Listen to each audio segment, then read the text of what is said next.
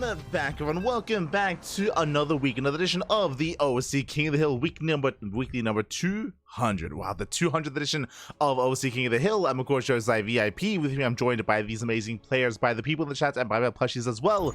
Welcome one and all to our second broadcast of the day. The first broadcast was quite fitting, to be honest, with Valentine's Day, of course, as we did cover the 2v2 event, and we had many players joining us with their Valentine in their endeavors in the 2v2 formats. But now we are here. We're here with something very different. We're here with purely best of ones. And we have our first series, we have our first matchup, and spawning in the top right hand corner of ley lines, we have the South Korean Protoss player, the Blue Protoss representing himself and clan A2P.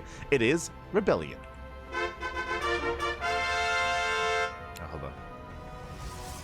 And spawning in the bottom left-hand corner, we have the Red Protoss player representing Team Liquid, the current reigning King of the Hill. It is SKillous.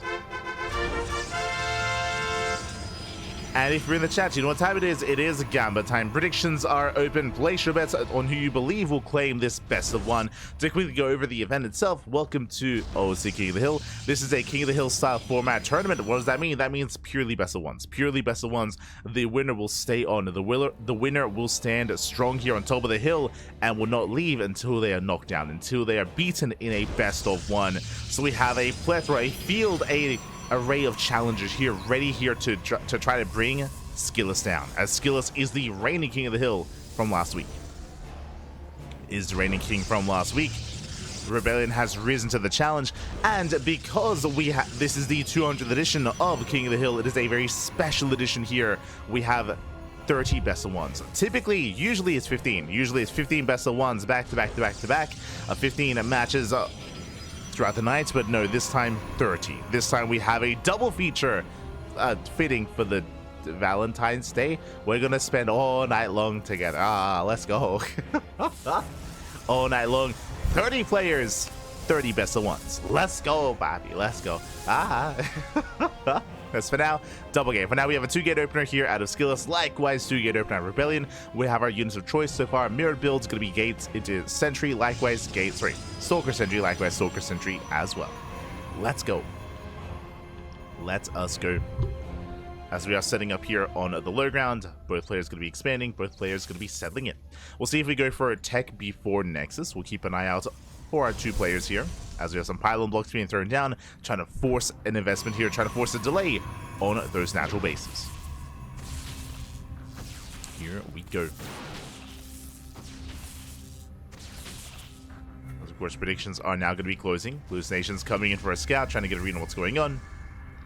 Meanwhile, we have a Nexus for SKillous, and Rebellion should be doing the same. There we go. So we go for the Nexus. There's no earlier tech. Of course, SKillous is ensuring that that is the case, and we should soon be seeing Rebellion do the same. Just coming with the scout, confirming that there is no shenanigans.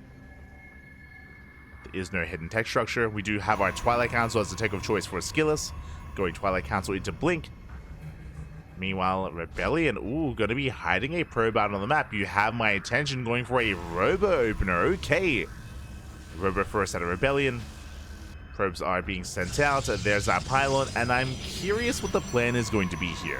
A Robo opener is typically a very safe way to open up. We can open up with safety immortals, with safety observers, and a war prism as well. With a proxy, though, I'm curious if we plan on proxying some tech structure here as the pylon is going to be found.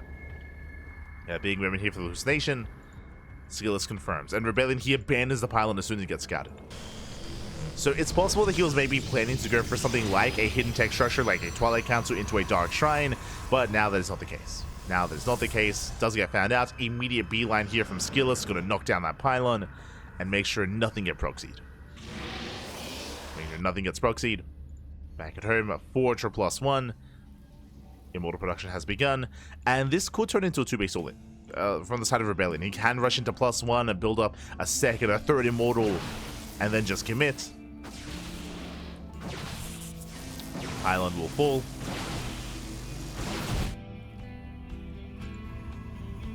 And Rebellion, do we make another Immortal after the first? So far, the first has arrived. Hallucination does confirm the Immortal, does confirm the Forge. Confirms no other tech structure, which is suspect. Rebellion, he's already moving out. At least for now, just looking for any kind of straight proxies, any shenanigans. The armies, they pass by each other. 2 more gates, going to be going 4-gate blink from the side of SKillous. Very aggressive on 2 bases. And Rebellion expands. That I was not expecting. Okay, does go for the expansion. Meanwhile, Rebellion is about to get caught out. Yeah, Stalker's going to get caught. Nice force field. He gets 1. And trading 1 for 1 even. Do you get the initial even trade? Shields, they get triggered. And SKillous, he wants that immortal. We'll see if he can get it. Yeah, Blink is done. Ooh, 1 Stalker. 2 Stalkers go down. Rebellion's holding. So far, Rebellion, he is holding on. Bleeds out another sentry, and he trades. And despite not having Blink, despite the force fields, he will maintain that 3rd base. So a big win here for Rebellion. He does defend, does preserve his immortal, does preserve the expansion. Behind this, getting to greater upgrades, +1 into a 2nd immortal. Just now going for his own Twilight Council. And SKillous, he was hoping for a little bit more. Looking at the Unisol tab here, you can see again, pretty even trades. SKillous actually coming out worse in those trades. Once again, being forced back. So Rebellion now trading SKillous. Charge is on the way. I wouldn't be surprised if Rebellion goes either into charge or, I was going to say glaives, but at this point charge would make a little more sense. Yeah, there it is. Charge on the way. So charge for both players.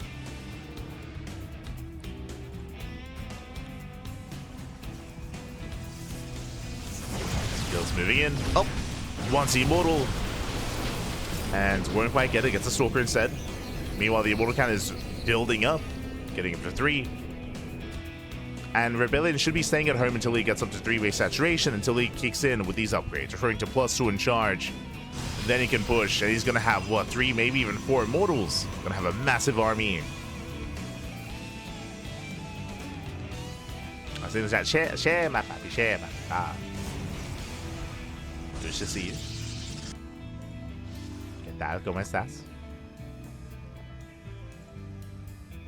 So, because they rotate in. Goes to expansion. Rebellion, he does hold, he does defend. Deflect SKillous. And here comes that 4th immortal. Now, SKillous is going for a bit of a risky maneuver here, and we'll see if we can get away with it. What SKillous is doing is the Bay. We're rushing into the Bay, rushing into Disruptors. Basically, SKillous, he's skipping Immortals, skipping Archons, and going straight for Disruptors and Colossus instead. But he does need time to get that tech up and running. And again, I imagine that Rebellion should be the first to push. We'll see there. Leading out another Stalker.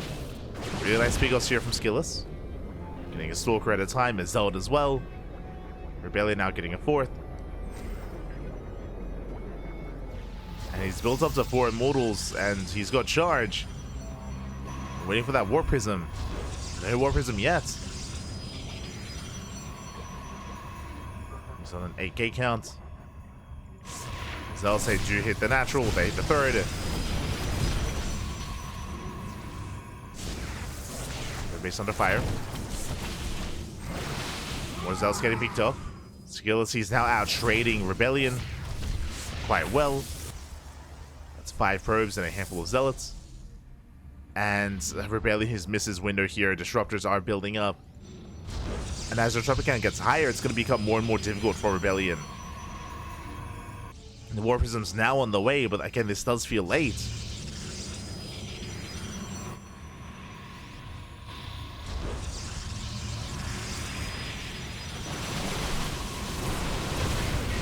Rebellion is going to move out. As he moves out, we have Zealot coming in. And the War Prison's Wars Remain as well. SKillous, he's all over this. Heals off a couple of Zealots. Gets into the mineral line. A couple of Zealots here towards the 4th. Nova's going up. Ooh. One connects, just the one. The other does go down. Here comes out warping into the main base as well. And again, SKillous, he does not have to protect his 4th base. Does not have to hold on to it. He can abandon it. There we go, some nice connection. Nova does go up. Starting back the army. The Zealots are wreaking havoc, getting 16 probe kills across the map. Did I say 16? Oh, they're just getting everything. They're just crippling the economy. Rebellion, he's being torn apart. 33 probe kills. Insane damage. And there's the recall. Recall's back home. Too little too late. The workers have already gone down. And SKillous is still not done. He's not done. Not yet. Prism is still alive. Main army moving in. And Rebellion, he just cannot keep up. Prism goes down as well. No more micro. No juggling here with his units. Not able to preserve anything. And then as they pop off, GG gets called. And SKillous, he will take game number 1. Whew. GG. SKillous, he will claim the victory here again. Rebellion, for the most part, he had a better start, or I should say he had a decent start to the game. Getting to his natural, getting to his third base, he was able to outtrade and preserve that third. But I expected him to, instead of going for a fourth, to use those resources in building up more zealots, going for a faster war prism, and going for a big 3-base push to take advantage of his greater immortal count. But he didn't. He didn't quite do that. He instead stayed more passive, more defensive, go to 4th base, built up his economy, and then moved out. By the time he did, it was too late. It was too little too late. Disruptors had arrived. To be fair, Rebellion, he didn't know, right? He didn't know that Disruptors were amassing. He didn't know that SKillous was kind of skipping tech and getting to a greater army. I'm sure if he did, that would have factored into maybe being a little bit more aggressive and more assertive. I'm sure that would have been the case, but unfortunately didn't quite notice what was going on, and GG. GG will play SKillous. He will claim the first win here. And SKillous, he's going to be the heavy favorite to make a deeper and deeper run. Oh. And we'll see if anyone can bring him down. I believe we can, but oh boy, still SKillous, he is one of the big names here. Especially in PvP. If you've been watching over the past couple of days, you would know that SKillous, he recently did take down MaxPax 2-0. He took down Showtime 2-1. He had some very strong showings against the other top European Protoss players in the WarDTV Monday. In the WarDTV Monday, he did pop off. And we'll see if any other Protoss player can bring him down, because we have his next opponent here. We have our next best of one getting ready. It's going to be one of the many Polish Protoss players. Let's go. One of the many, a player that I have not casted in actually a couple of weeks at this point. It's been quite some time. I'm ready. I'm excited. We're going to be jumping into a PvP between SKillous and Ziomek. Let's go.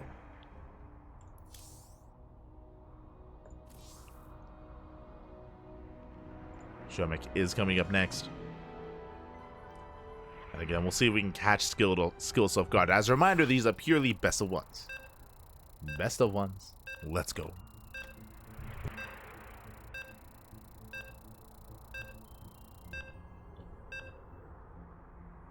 As we are going to be dropping into ley lines. Are dropping in. And spawning in the top right-hand corner of ley lines, we have the Polish Protoss player, the blue Protoss, representing himself, currently teamless. It is Ziomek.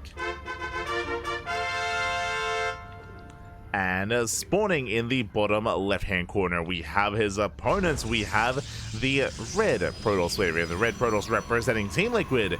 It is SKillous, the current King of the Hill. Current King of the Hill. With so far 1 win under his belt, at least tonight. I see someone asking SKillous' current win streak. I believe, taking into consideration last week's tournament, that's a good question. I'm gonna have to double check. I believe he didn't have the biggest of win streaks last week. Quickly double checking here. 1. Yeah. So technically, only including this week, he's got 1 win under his belt, including last week 2 wins. 2 wins under his belt. So the win streak is just now beginning.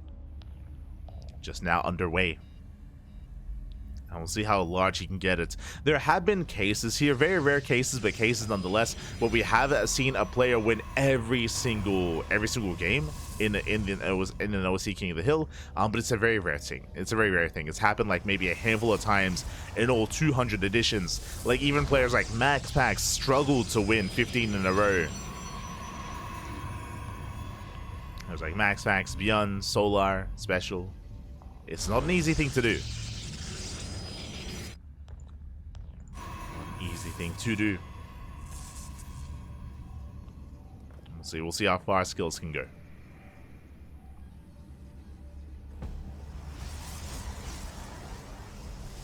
And so far, 2-gate. So far, 2-gate opener here out of SKillous. Likewise, 2-gate opener out of Ziomek as well. Mirrored builds. Pylon gets thrown down in the main, and there is no proxy. There's no proxy, there's no shenanigans. There's no hidden tech, at least not initially. And this can still turn into aggression and even a 1 or even 2 base all in. But so far, everything is looking as it should. Meanwhile, expansion gets thrown down for Skillous. Ziomek is not pylon blocking, and Skillous is. So Skillous will have the slightly better economy. Meanwhile, Ziomek, do we go for earlier tech? Waiting for that gas. What's it going to be? Just going for the expansion. Okay, going for the Nexus. Is going to be a Stalker Sentry opener here out of Ziomek, standard opener. Alas, we saw Skillous win for a Sentry into expansion. This is why Skillous could afford such a fast expansion here, is because he only made 1 unit. He only made 1 unit initially to be able to afford that Nexus. So Skillous being quite greedy. Ziomek building up, both players working towards Blink. Both players still mirroring each other.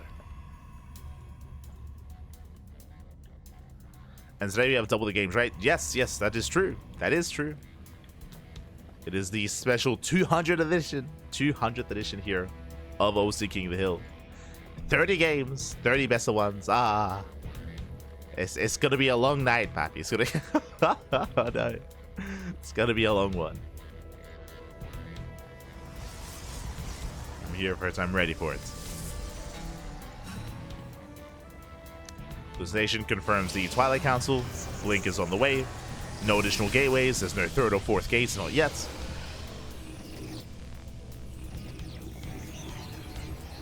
So we are working towards Blink. Still so far so good. Catching up the chat. Yo, I see Rowdy. Good to see you, PAPI. Good to see you. Always.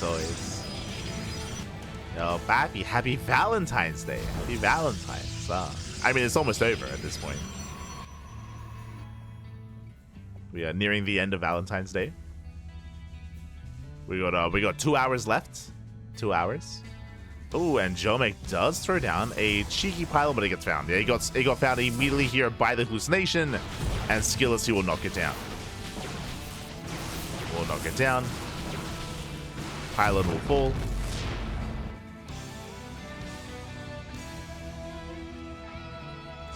Ziomek throwing down his own 3rd.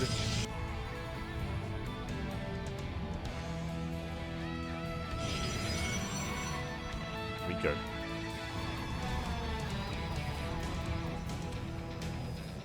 So we are going to be settling in. Not for most of the world. Wouldn't you say not for half of the world? Because, like, Valentine's Day is wrapping up in Asia, in Oceania. Like, you wouldn't say most of the world in that kind of context, would you? Oh no.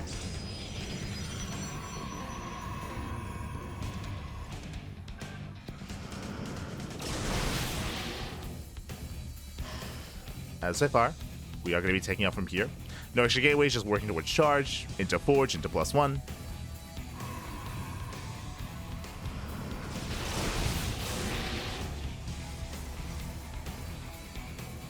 And we do see Skillous moving out.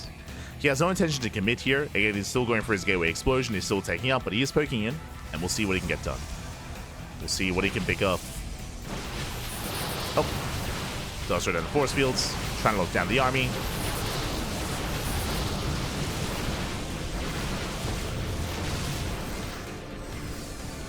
So far, catching out a couple of Stalkers. And Ziomek, he does hold the line. Shield battery coming into play. Nice defense so far. Does hold. We actually had a similar kind of trade, a similar outlook between Skillous and Rebellion earlier, where Rebellion did have the stronger start. Skillous bleeds out Stalkers, pulls away. Setting up for a 4th. His gateways are coming online.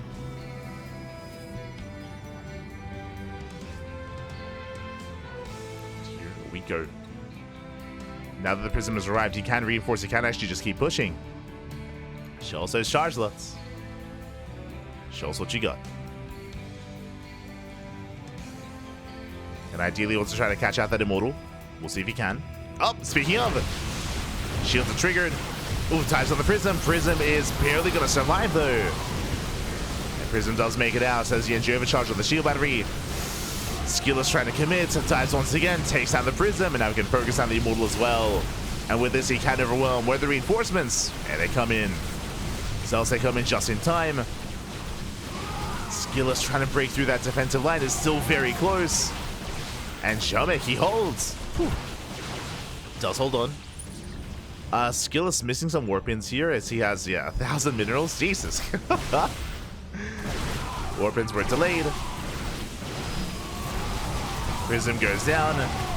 And with that, Ziomek, he should deflect this. As reinforcers take so much to get across the map. Pulls back to the shield battery. Oh, does pull back. There's a warp in.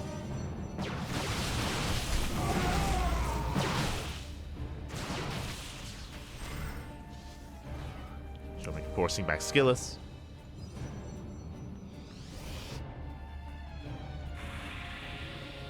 So far, so good. Unfortunately, he did lose his advantage here when it comes to his Immortals. So he has to build up his Archons. Likewise, SKillous rotating.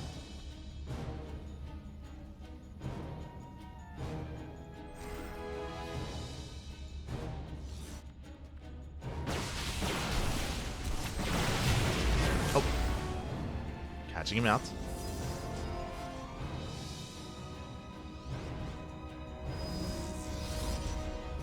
Oh no, not again! This Prism gets caught, and the main armies are just passed by each other. We're going for the base trade. Here we go. SKillous, he already gets into the mineral line. Going straight for the natural, and Ziomek going straight for the third as well. And we just pass by each other. Now SKillous, he's the first to get into the main. Massive warp in. And remember, Ziomek, he lost that Warp Prism, which means no reinforcements. No reinforcements for the blue Protoss.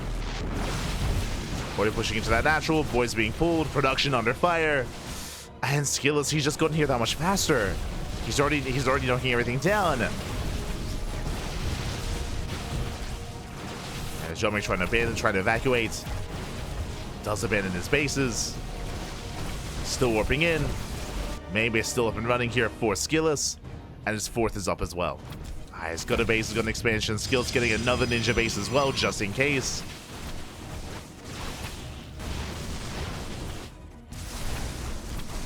And SKillous, he can win this by elimination. Ziomek actually can't afford a Nexus. Oh no. He can afford some buildings, like some pylons, some gases. There we go, gas guys are on the way. But he's going to be revealed. As the final Nexus has gone down. We'll soon get that message. SKillous setting up production, throwing down a Dark Shrine. Let's go. Throwing down the Dark Shrine.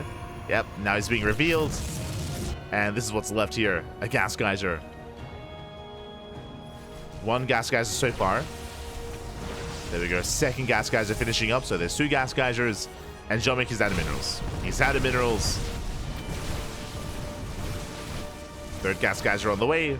Army's coming in, and that's all he has to do. Just focus on the gases. Takes down one. Takes down the other. Oh no, there's one left. No. Ziomek. And he's zoned away. The army rotates. The final building. GG gets called. And SKillous will take the second game in a row. GG. Whew. GG, well played. SKillous, he will claim the game. He will take down Ziomek. I'm not opposed to going for the base trade here. It was just really unfortunate that Ziomek, he lost his Warp Prism, which means that he didn't have the same ability that SKillous had to go straight into the main boost, for example, and go for a massive warp in. He couldn't reinforce. He had limited micro potential as well. So yeah, some of that Warp Prism was a big moment for SKillous. Likewise, he was just so quick and so ready to get into 3 bases at once. It was insane. He was all over Ziomek. GG. GG, well played.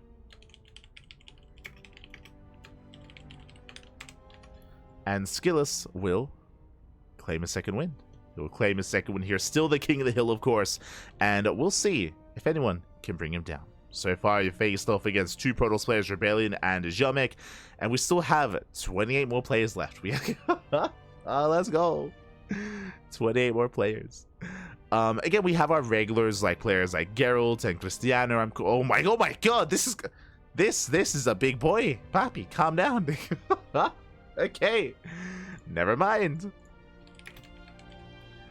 You know, I thought we were going to take things slow. I thought we were going to take things slow and, you know, to get into some of the other European competitors here, or maybe even like a HonMonO or a Quanta, for example. No. I mean, we are going to the Korean kind of player base is what I will say, but we got a big boy coming up next year for the 3rd match. Again, we're still pretty early on in the tournament, so I feel like we're a little bit premature here, but okay, let's go. We're going to be coming out swinging here. Up next, we are going to be featuring the South Korean Zerg player. Let's go. It's going to be SKillous versus Solar coming up next. Oh boy. Now, to be fair, I guess it makes sense to field the Koreans earlier because it's getting late, right? Like we're getting up to midnight in Korea, right? We're getting into our next day, so we don't want our players, or most likely the Koreans, over the course of the events, they're going to be going to sleep, they're going to be going to bed. Outside of a handful of them, not too many of them are degens. Bien. Este bien. But not too many, and with that, we're jumping into our PVZ. Let's go. Let us go.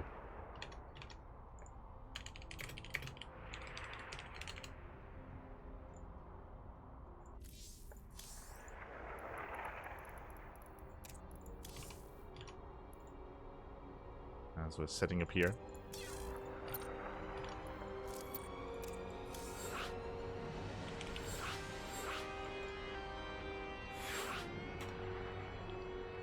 And our game is going to be on Frostline.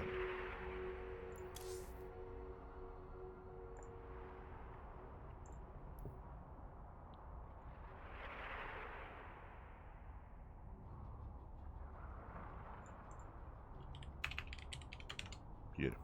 Okay. Alright, good to go.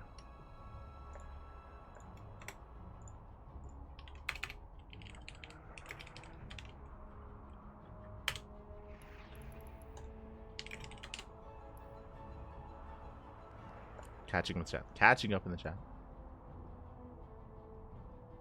I think the only perfect run I caught of these was the Spirit run. Looked up though, and I saw Max and Gun also had some. Yeah. Again, there's been a handful of players that have been able to like have a full kind of like string of wins, but it's difficult. It's difficult. It's a very difficult. I mean, especially when, as you can see here, when we can field players like, you know, your Solars, your Beyonds, your Max Packs, your Spirits. There's some big boys out there.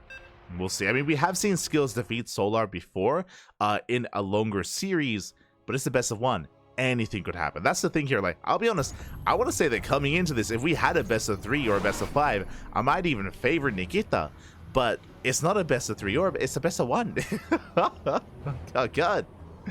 And let's go. Spawning in the bottom left-hand corner of Frostline, we have the blue Protoss player, the current king of the hill, representing Team Liquid. It is SKillous. And spawning in the top right-hand corner, we have his opponent. We have the red Zerg player. We have the red Zerg representing Team Falcons. It is Solar. And if you're in the chat, you know what time it is. It's Gamba time. Predictions are open. Place your bets on who you think will claim the series. Best of luck in the chat, as honestly this could go either way. Even though I would say that I favor SKillous in a longer series, it's not. It's a shorter series. It's purely a best of 1. One misstep and one mistake, and that can cost you the game. Likewise, this is Solar's map of choice, and we are loading into Frostline, one of the larger maps in the map pool. Likewise, not just a larger map, but also a very vulnerable map when it comes to your third base locations. Your third and fourth base are very difficult to defend. There's a clear indication as to why Solar did pick this map. It is to be aggressive in the mid game. I'm referring to 3 base saturation, like 3 base all-ins can be very strong here on Frostline. So I'm expecting Solar to have a passive start into a more aggressive mid game. SKillous, we'll see if he can hold. We've seen many a player attempt and fail to be the defender here on Frostline. It can be a very difficult thing to do. The flip side, though, be aggressive yourself. True, true. We have seen that work quite well. Where the Protoss can kind of meet and even beat the Zerg player at their own game. And be the aggressor on Frostline. We'll see. But now, Hatchcats will say that opener. Nothing crazy, nothing wild.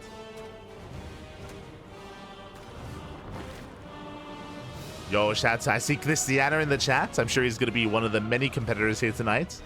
I mean, typically a lot of the Polish Protoss players, I'm referring to Cristiano, Geralt, Ziomek, Rodzin as well. PAPI. PAPI.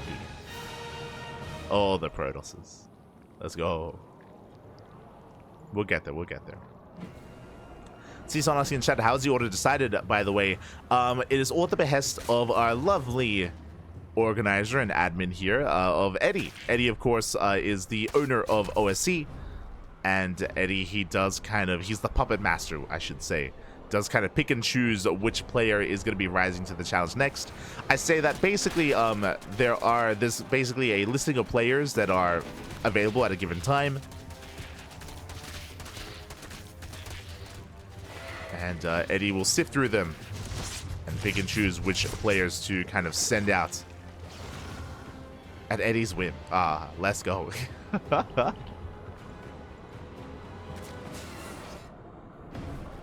Ay.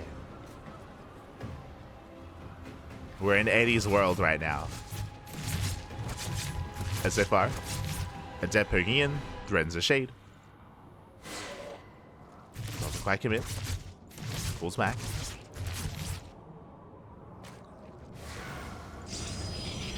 Meanwhile, Skill's just getting his third base. We have our take of choice going for a Stargate opener. Stargate into Oracle initially. Interesting movement here with the Oracle, keeping it back at home, keeping it hidden. And the Overlord should soon confirm what's going on. But it's going to be a bit of a later scout. Lings, they... Oh! Catch a glimpse.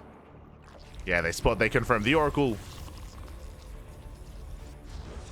Second Oracle's on the way. There's that Twilight Council. And we should soon be seeing a Forge.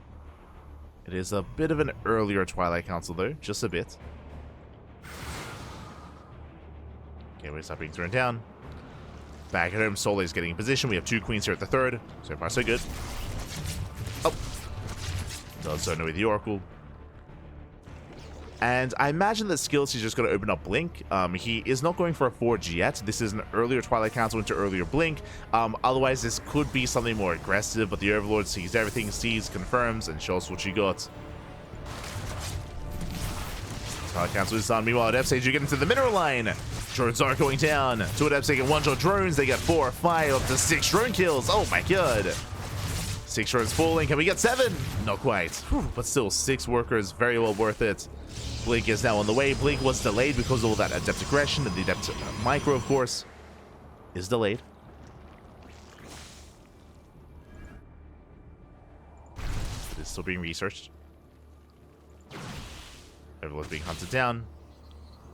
Solar, he needs to get some damage with these Lings as he failed to defend his mineral lines. And he does threaten the third base, but the Oracles are racing back home. Lings, they get us around. Not bad. They get 1 Stalker. He had 1 Stalker, and it looks like he barely gets a second Stalker as well. Nice pickups. 2 Stalkers for a handful of Lings. A better trade for Solar. Pulls away. And I'm most surprised by the fact that we still do not see a Forge. This could be the beginning of a 3-base all-in. Like, the longer we go without a Forge, the more aggressive, the more committed this becomes. We have 4 gates in the natural, 2 gates in the main. So far, 6 gate setup. 6 gateways on 3 bases. And do we throw down a proxy gate? Are we committing? Are we moving out?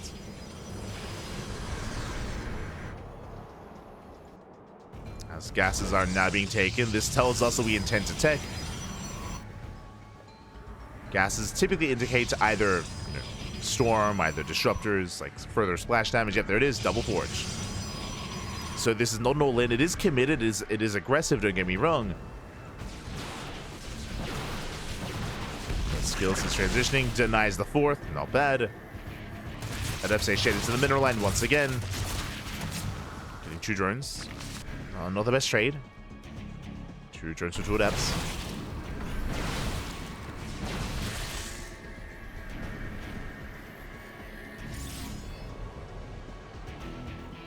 SKillous is rotating.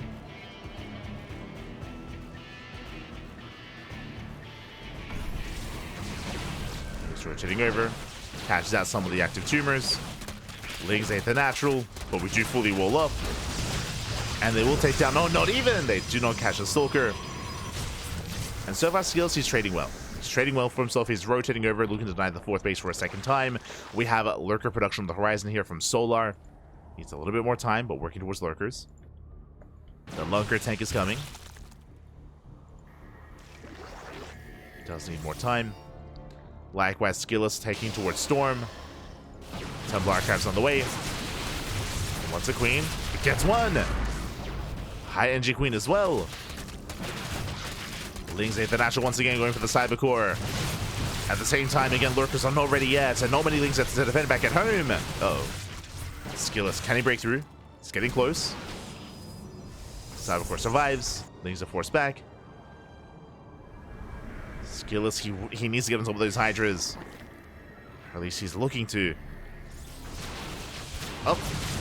Was transfused, but he gets 1. Trades 1 for 1. Hydra for Stalker. SKillous, he doesn't test his luck. He pulls away. Storm is being researched, and the Lurker Den has completed. Now Solo looks like he's waiting for his Hive before taking up into Lurkers. Hive is just about to complete. SKillous, he backs off. I do think there was potential to have maybe broken this position earlier, but now it's too late. Yeah, now Solar, he's been able to survive long enough to build up his Lurker count. He's here. And he's running. 4th base is saturated. Solar, he's looking to max out on Ling Hydra Lurker. He's almost there. And SKillous can't stop him. And we spoke about this earlier, how difficult it is to protect this 4th base for SKillous. He's gonna try.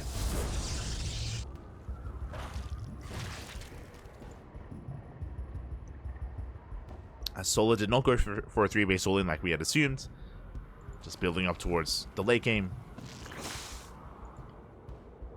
And we'll see if SKillous can maintain a 4-base economy. Trying to be active. Again, it's a large map. Takes a long time to rotate. Lurkers in position. Trades well against the Lings at least. There's a Fleet Beacon working towards Sky Toss. Warprism is denied in the main. That brutal pick off. Zelsay do get a Queen at the 3rd. Sorry, at the 4th even. They trade in the mineral line. Oh, High Templar getting caught out. Massive pick offs. He gets 1, he gets 2, he gets through 3. 3 High Templar going down. Massive losses. Getting the 4th High Templar towards the end. And SKillous is losing too much. Losing far too much here. That was brutal. That was 4 High Templar. I did not get all his storms off. Expensive losses for SKillous. Being fully back. Solar is encroaching upon that 4th expansion. It's not ready yet. There's no shield batteries. No static defense. We have 5 more High Templar coming in.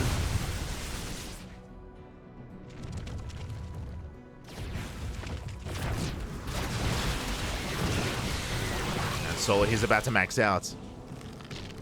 He's about to max.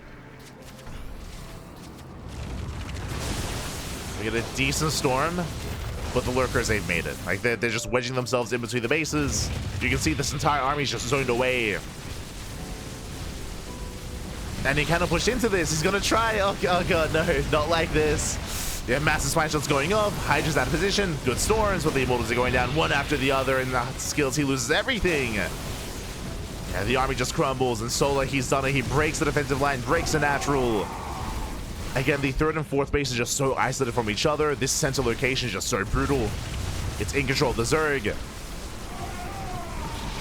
Now we do see that Zelsay will clean this up just barely.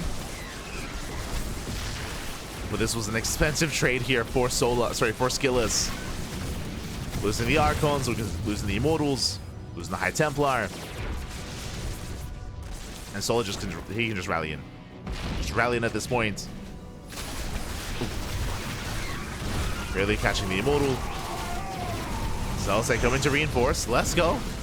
We're trying to hold on. The Immortal goes down though, and SKillous, he has been broken. Again, it's just so difficult getting into the mid to late game here on Frostline. SKillous did attempt. Do appreciate it, but GG gets called, and Solar, he will break on through, and the king is dead. All hail the new king, Solar. GG. GG, well played, Solar. He will break the win streak here of SKillous and claim the crown for himself. He is going to be our new king of the hill, and Solar, he will take that crown. We'll see if he can exceed, or if he can meet or even exceed the win streak here of SKillous. Let's go. Let us go. GG, well played. Solar will claim the win. And the question becomes, who's up next? Who is up next?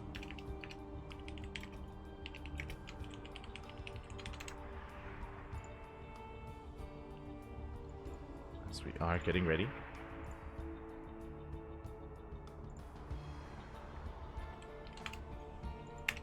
TBD.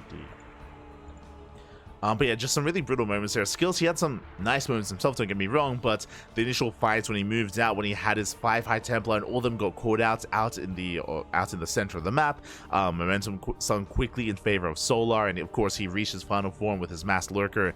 Did lose them all towards the end, but he traded more than well enough. Like, it was well worth it there for Solar.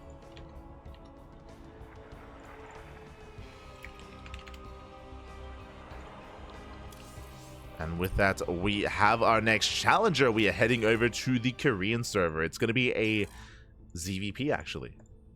Okay, it's going to be a ZVP. We're going to be jumping into Solar versus Percival up next.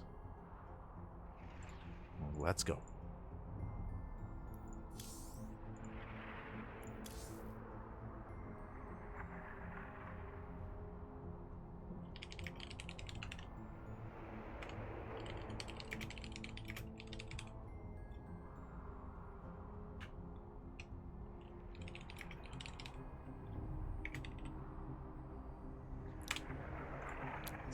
Catching up in the chat. Why is the score set to 0-2? Here in this tournament format, it's a little bit unique, it's a little bit different, but we do have a King of the Hill style format, which means wins they accumulate. They accumulate over time here. So you can go on these big win streaks with, you know, 8, 7, 10, 11, 12 plus wins in a row. Do build up. And depending on how many maps you take, that also does determine how much money you make as well in the tournament. We go.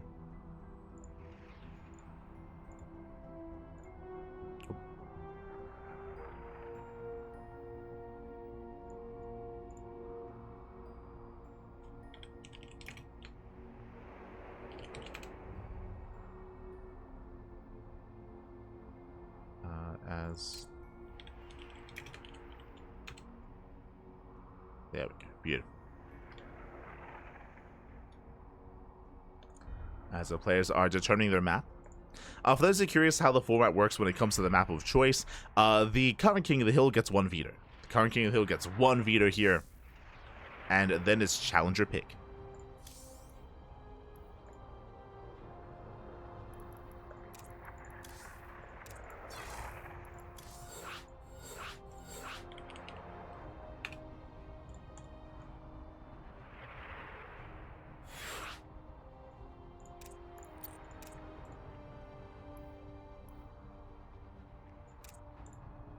It is going to be challenger pick.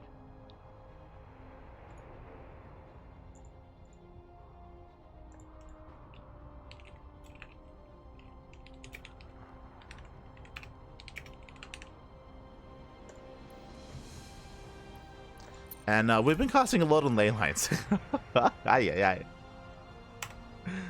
Let's go. Looks like we have our Vito. Our Vito is going to be Ultra Love, so Solar, he gets rid of Ultra Love. We are jumping into ley lines once again for the 3rd time tonight. Oh boy. Let's go.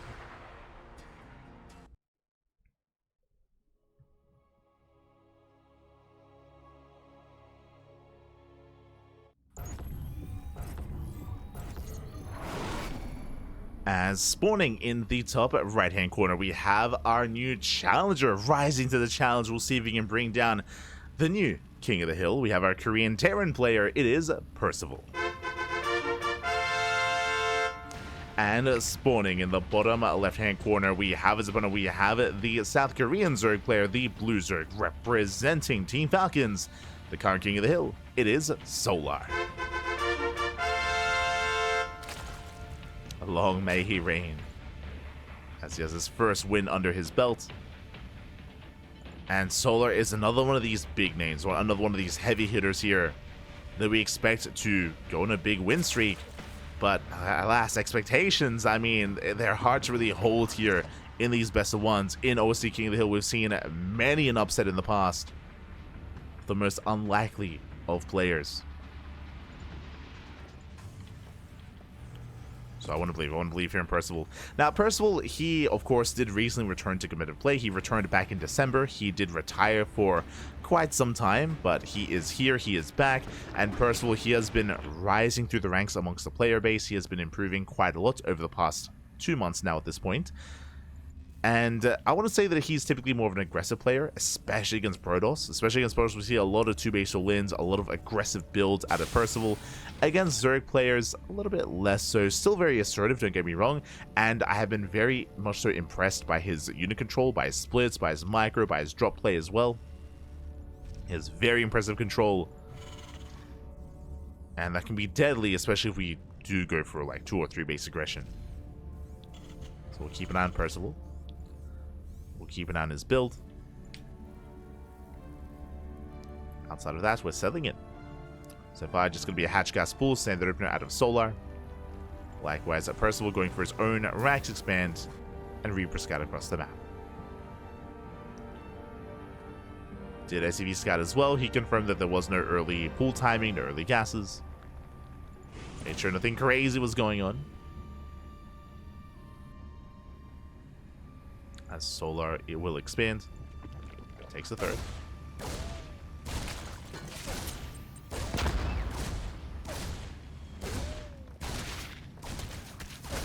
Takes the 3rd base. Reaper kiting back.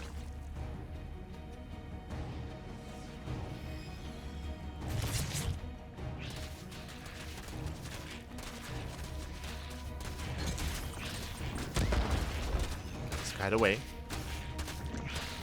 3rd base is being taken, and so far no major losses. Doesn't get a drone, doesn't get the tumor. Solar defends, and Percival retreats. Just confirming the 3rd. Behind this is what I was waiting for. It's going to be a 3rd CC before starport, but this is a 3 CC 2-1-1. Let's go. What do I mean by that? That is a 2nd Rax before the starport as well. Basically, the build that we're going for here is we're going for an earlier add-on swap. We have a 2 to 4 Hellions initially to apply a bit of pressure, then add-on swap into Marine production. Earlier Tech Lab here on the 1st Rax, into Stim, into Medivacs, into a 16 Marine Stim timing here from Percival. And we'll see what he can get done. Now, the downside of this build is that the Hellion count is going to be lower than usual. It's going to be a much lower Hellion count here, as typically we build up to 6, maybe 8 Hellions, sometimes even more than that. Where your 6 to 8 Hellions can maintain map control and map presence, they can deny creep, they can threaten dives into the mineral line, and they can force lings out of the Zerg player.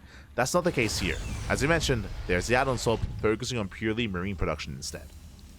So it's only 2 Hellions. Only 2 Hellions and 1 Reaper. Because of this, we can't really threaten too much. We can poke in a little bit, but for the most part, Solar should be free to spread as much creep as he wants. The creep can get a bit out of hands, and Percival is stuck at home until he gets his medevacs.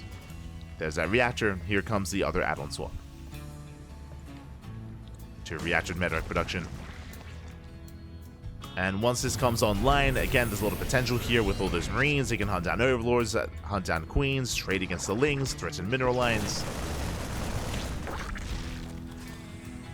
And a very Marine-heavy style here initially from Percival.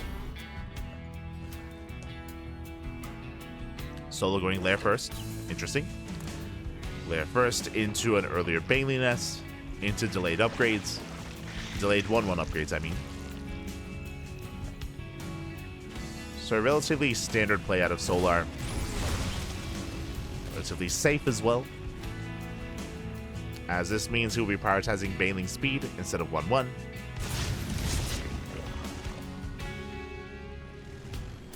As the bailing nest is on the way. Ideally, you want the bailing nest lined up with the lair, so you can just start that upgrade as quickly as possible. As Solar, he zones back those Hellions. Here come the Marines, moving out across the map.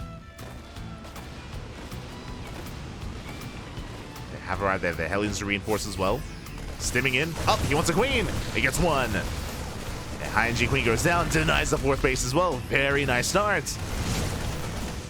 The aggression has arrived. And can he get another queen? Not quite.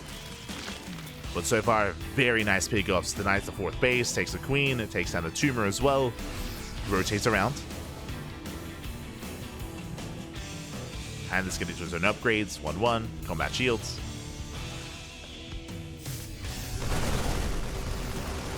So once again, stimming in. Oh, has to restrict the mailings. Gets one. And the look at the efficiency here. So far, so good. Has yet to lose a unit. Hasn't lost one yet. Now we have 1-1 on the way from Solar. Catching up on those upgrades. Hydrogen as well. Solar double expanding. Oh. And 1 Marine finally goes down. It's 1 Marine.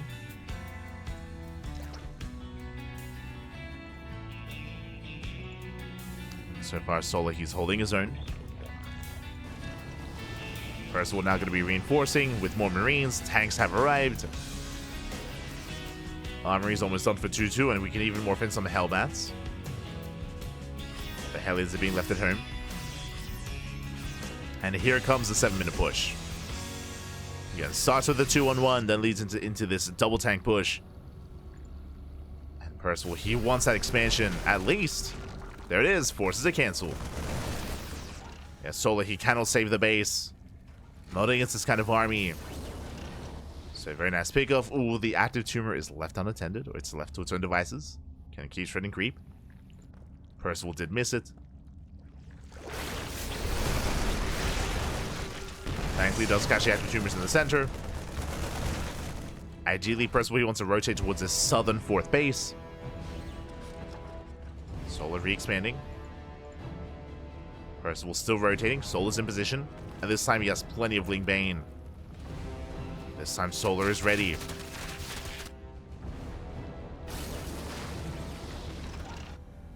Percival going to be reinforcing with Hellbats and a 3rd tank. He's waddling in.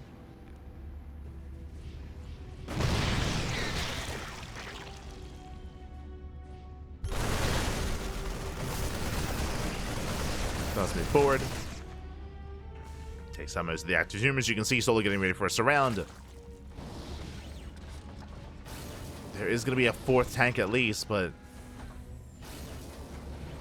again, the lack of fire bats supports. I mean, the spread is decent here from Percival. But alas, it's still a massive army. Solar, he's max, trying to catch reinforcements. He will catch a tank. Oh no! Oh my god, he gets away. Oh no, I spoke too soon.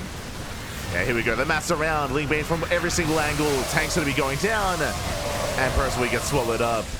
The Bio Army does survive, but not the tanks. And with that, Solar, he holds. He shuts down the army. And Percival, he loses everything. Does lose everything. Did not notice it was being surrounded until it was too late.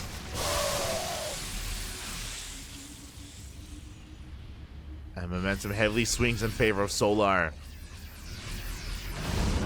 Percival, he's holding, but he doesn't really have much of an army left over. Going for drop play. Moving out.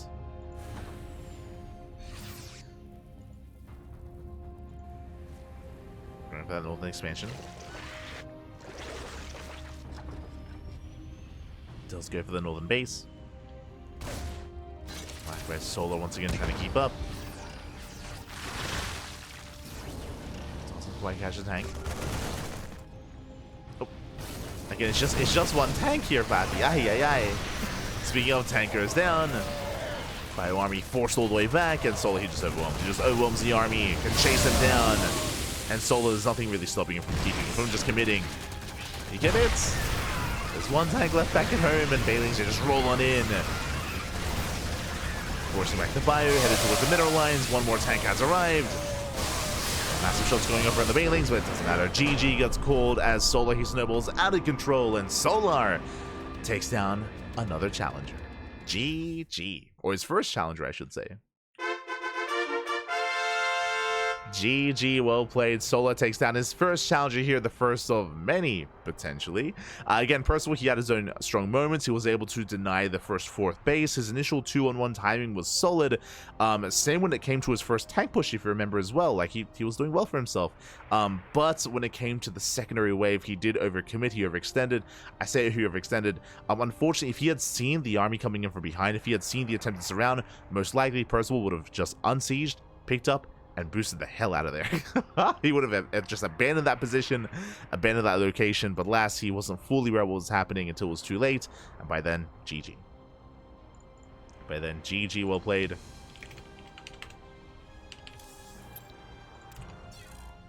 As Solar will take the win, and we are now getting into our next match here of the night. Oh, we have our next series. Okay, we have a ZVP coming up ahead of us here. Going to be featuring another one of the Polish Protoss Purple Posse. Let's go. We just featured Ziomek earlier, but up next we have the man of the hour himself. We're big fans of him on this channel. We talk about him all the time. Ay, ay, ay, PAPI. I just said it. It's PAPI. Let's go. Let us go. Solar versus PAPI coming up next.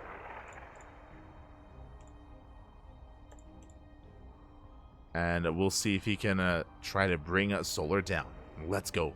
Again, PAPI, he isn't the most active of players anymore. There was definitely a period in time, especially last year in 2024, where PAPI, he was looking very impressive. I remember him going toe-to-toe against a laser in the finals of the House bi-weekly Open Cup, or the Polish tournament, I should say. The House bi-weekly did make a series out of it against a laser. But again, that was, what, like Q3 of 2024. It's been quite some time. And you know, Berserker, they since kind of like let go of their pro roster, you know, that's PAPI was a part of that. Here we go. But he's here, he's back, still competing, still going to improve.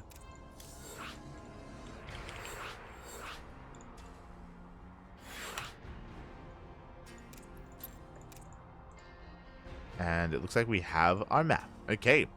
So, Solar does have his first veto, of course. And the veto is going to be Neon Violet Square. One of the most commonly vetoed maps in the map pool. True.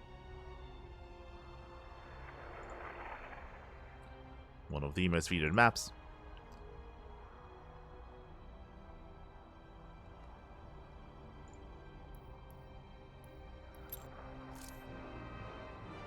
And it looks like PAPI, he's going to be going for a map that we have yet to see here tonight. We're going to be loading into Whispers of Gold. Let's go. One of the more aggressive maps in the map pool. Curious. I'm curious at what PAPI has in store for us. I feel like typically we see Zerg players thrive on this map, but I'm sure PAPI has something in store. I'm sure.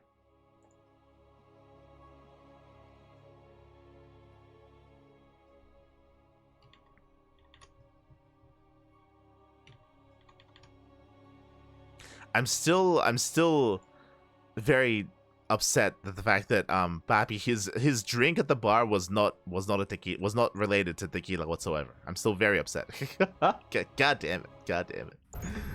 Those are curious. There was a big LAN event in Poland that was taking place at a gaming bar, and each of the players had a drink associated with them. So you could go to the bar and you could order a PAPI. You could order a PAPI. You could order a laser. You could order a spirit. Which, I mean, that's in line with, I guess, spirits. You could order an indie. Order a Geralt, a Cristiano. And for some reason, PAPI, I think they made him I think it was like a vodka, like I think it was a vodka blend of some kind. I'm like, mate, what's going on? Like, what's, like, no, sure, you don't have tequila in the bar, mate. What's going on? I'm very upset. God damn it. But here we go, spawning in the bottom right hand corner. Bottom right hand corner of Whispers of Gold, we have our red Polish Protoss player. It is the man of the hour himself, the new challenger. It is PAPI. And spawning in the top left-hand corner, we have the blue Zerg player from South Korea, the current king of the hill, representing Team Falcons. It is Solar. And if you're in the chat, it's Gamma time. It's Gamma time. Here we go. Predictions are open. Place your bets on who you think will play in the series. Coming into this, Solar is the heavy favorite, but this is a best of one. So for PAPI to pick Whispers of Gold, I want to believe he has a plan. I want to believe it's not going to just be like regular standard play. He's not going to like chill and get a Stargate opener into an Oracle, into a third base, into like +1 Blink Stalkers, into a fourth. No. PAPI, show us what you got. I'm ready. Let's go. Give me a Stargate opener into a Void Ray, into like Mass Oracle with like a second, third star. Give me something crazy. I'm ready. I mean, a Void Ray opener in my mind would make sense when it comes to denying vision and trying to keep something hidden, of course. Could be a little bit too obvious. Could try to work with that kind of reputation, maybe force Soul to be more defensive. We'll see. We'll keep an eye on him. Keep an eye on our Protoss. For now, dipping into the mineral line. And we'll pull away. Solar saturating his own natural. Link speed is being researched.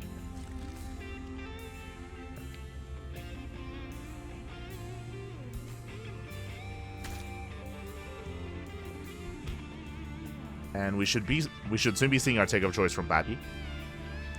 Going for the second pylon in the main. Sorry, second gateway in the main, I mean. Gateway's on the way. Interesting.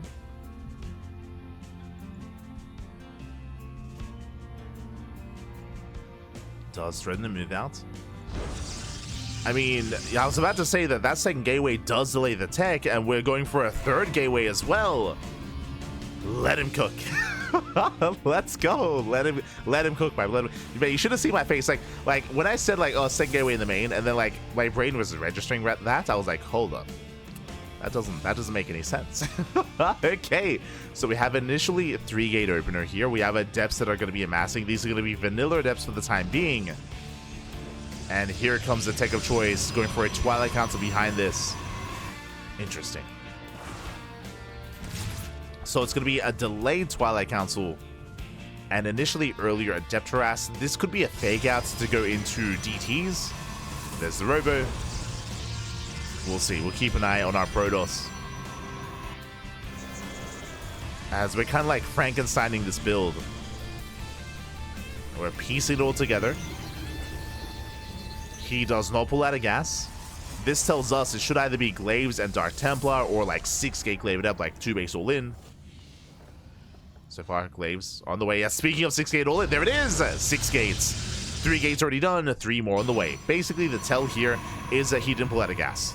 If you don't pull out of gas, it could be one of two things, as I mentioned, either a 6-gate all in, or Glaives plus Dark Templar, as you have an excess amount of gas. And PAPI's committing. Let's go. Is committing here. Threading another shade. Pulls away. Prisms in production as well. The Overlord coming in full force. Oh, he's going to see everything. No, there's no anti-air. There's no Stalker in position. We do have a safety Roach one already done. Roaches are amassing here for Solar. And Solar, he goes deeper into the main base. He confirms the tech at every single gateway as well. He's now fully aware. What do we need? We need some SimCity. Alas, no Wall-Off here at the natural. Some Spine Coolers would be ideal. For now, though, just focusing on Ling, Roach, and the army. I mean, it's building up. And alas, without that surprise factor, I don't really see this working, to be honest. Here we go, warping in 6 steps at a time. It's all or nothing for PAPI. Aye.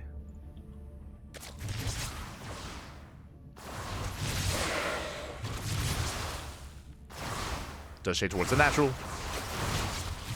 Going for the third. Does give it to the shade, but Lings are in position. They try to lock him down. Lings are going to be melting, but they're just buying time here for the roaches. Yeah, the roach queen does keep up. Going to be shutting down the adepts, and the adepts they cannot get close to that mineral line. Some of them do shade in though. Not bad. 7 drone kills. 7 drones going to be going down. A good start. Queen's going to be targeted. No transfuse. 1 queen goes down. And the adepts they shade into the natural as well. They target down a couple of workers. But we are running out of adepts. This is okay damage if this was a regular 4-gate glaive build, but this is 6-gate glaives. This is more committed. This is all in. So he needs more damage. 12 drone kills. I mean, that's okay, but we need more. As Solar, he's down to 26.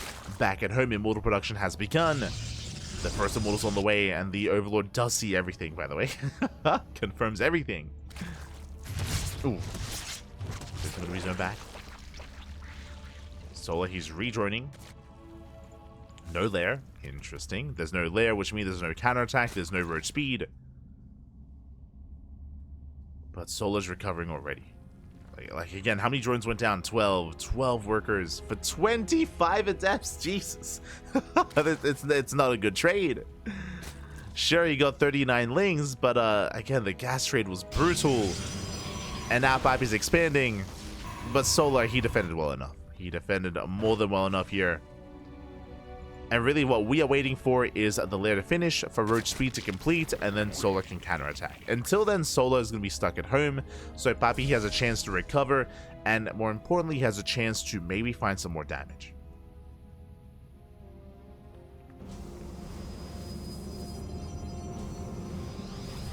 Here we go. The Immortals are revealed. I was about to say, is the Overlord still there? No. Was dealt with. Now, maybe the chance here for PAPI is that Solar overdrones. Like, if he drones up too much, if he takes his gases, gets a 4th base, if Solar overinvests into his economy, and if he kind of abandons his army, then maybe PAPI can snowball out of control. But the reality here is that Solar, he's still making roaches. He's still making roaches. He's still focusing on his army production, I should say. Still playing it careful. Doesn't overdrone.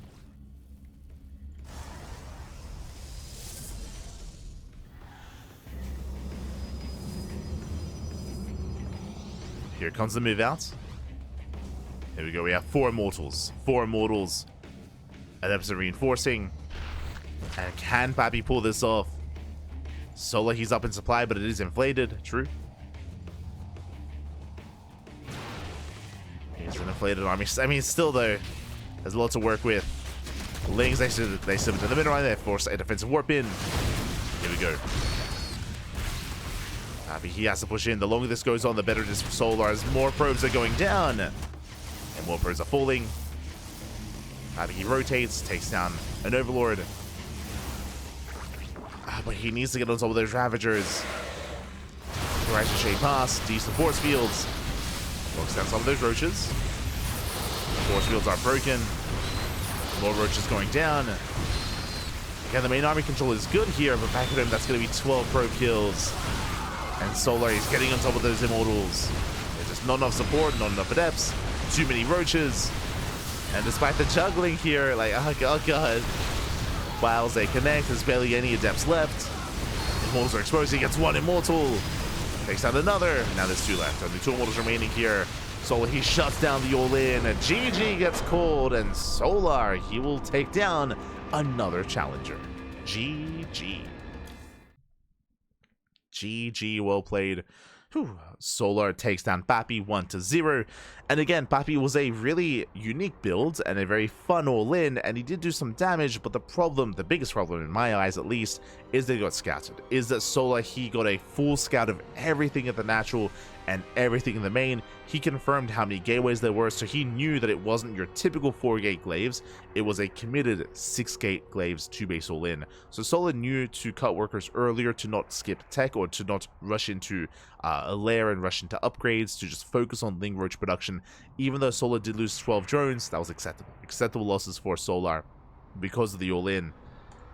And Solar did shut him down. GG. GG, well played. Solar, he will claim another win here, and we are getting ready for, oh my god, we're getting ready for our first mirror matchup of the night. I'm ready, I'm excited. It is time to reach in, to call out to the Latin American region. He's here to try to avenge his fallen boy, his PAPI, if you will. Oh my god, PAPI has fallen, and who rises to the challenge? Only one player can. It's gonna be El Chamaco. Let's go. Cham has arrived. It's going to be Solar versus Cham in a ZVZ. Cham has been looking very impressive as of late. He's been looking very strong, very powerful. What I will say, though, in a lot of the other matchups is where he's been popping off. Here in ZVZ, could go either way. Could go either way here. I'm ready. I'm excited. Let's go. I don't get to cast enough Cham, I'll be honest. I miss my Chamaco, papi. I miss him.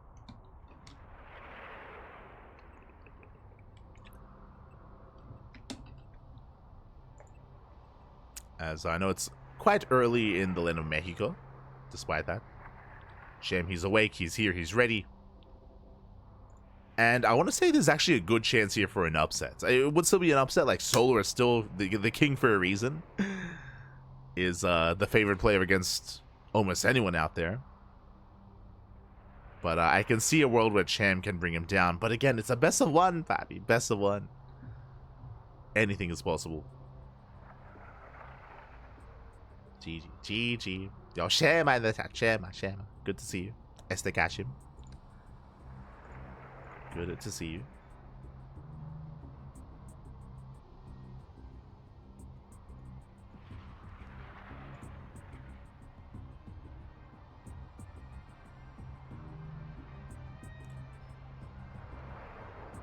As we are getting towards... Oh, we're going to be a fifth of the way through. True. Just having looking at our matches. Again, a 30 best of one tonight, and we have reached the 6th series. The 6th best of one. Now, of course, especially once we get towards the later stages of the event, we might start kind of replenishing, or I should say, bringing and recycling some of our players here and bringing them back into rotation, just because we might not have 30 completely unique players. Potentially.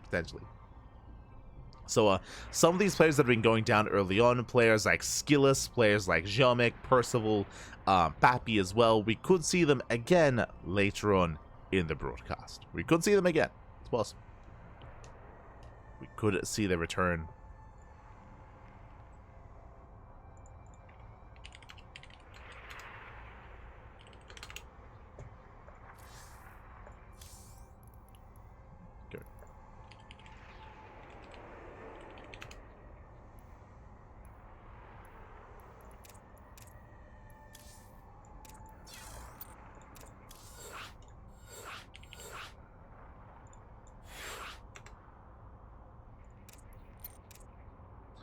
Beautiful.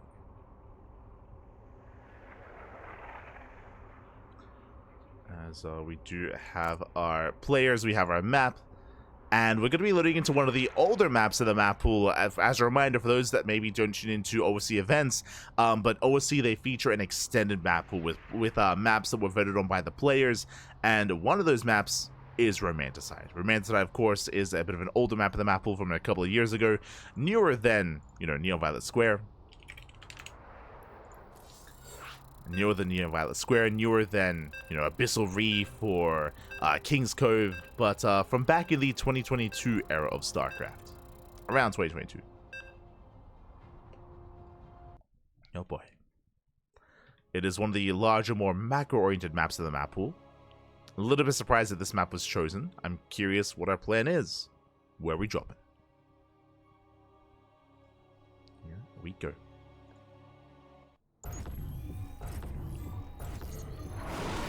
As spawning in the bottom right-hand corner of Romanticide, we have our Mexican Zerg player, the Red Zerg, making his return here to regular competitive play in OSC events. It's great to see him back. It is Cham. El Chamaco, papi. And spawning in the top left-hand corner, we have the South Korean Zerg player, the current reigning king of the hill. With 3 wins under his belt, it is Solar. Here we go. And we have our first ZVZ of the night. And we'll see how our players will approach us. And of course, welcome one and all to Romanticide. Is one of the older and also very large maps in this tournament map pool. Very often we've seen plenty of mid to late game here on Romanticide as well. Defendable 3rd base, defendable 4th base. The 5th base is a little bit more exposed. True, the 5th base can be more difficult to defend and hold on to. But again, there's just so many choke points and points of elevation as well to take advantage of.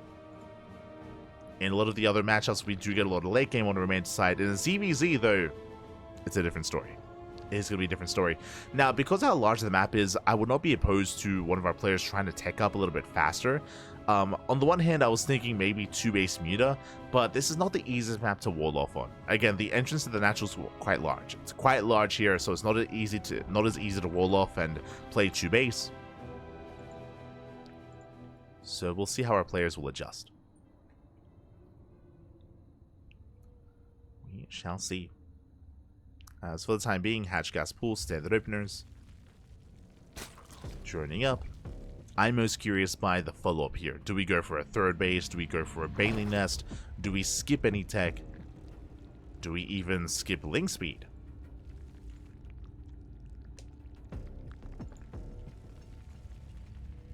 So now we're settling in.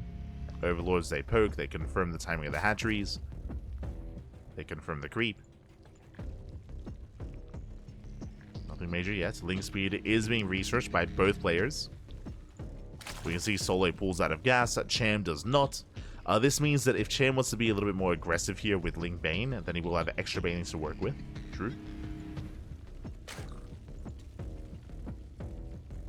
So he can be more aggressive with this. So we are going to be joining. There's that bathing nest for Cham. And there it is for Solar as well. Banelings are on the way. Again, I expect Cham to be the aggressor initially, just because of the extra gas income, but we'll keep an eye on him. As for now, we're still just droning, saturating, getting our 3rd bases. Everything is looking standard for the time being. Everything is looking normal. Now our eyes are on saturation, timing of the Roach Warrens, any big link flood, or link commitment. There it is. Roach Warren on the way for Solar. So earlier Roach Warren, part of the wall. And Cham is still droning. Neither player really committing into any lings. So far so good. So a much more passive start here to our ZVZ. Much more passive.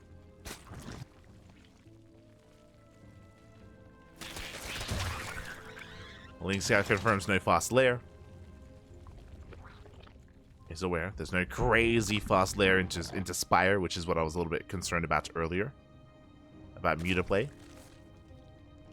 Roach production has begun for Solar. First 2 roaches on the way. Roach War now on the way here for Cham. More importantly, that's going to be an earlier Evo chamber for earlier upgrades. This is going to be impactful. Bailey's now morphing in. Rallied into the mineral line. Oh, Sully is checking. Up.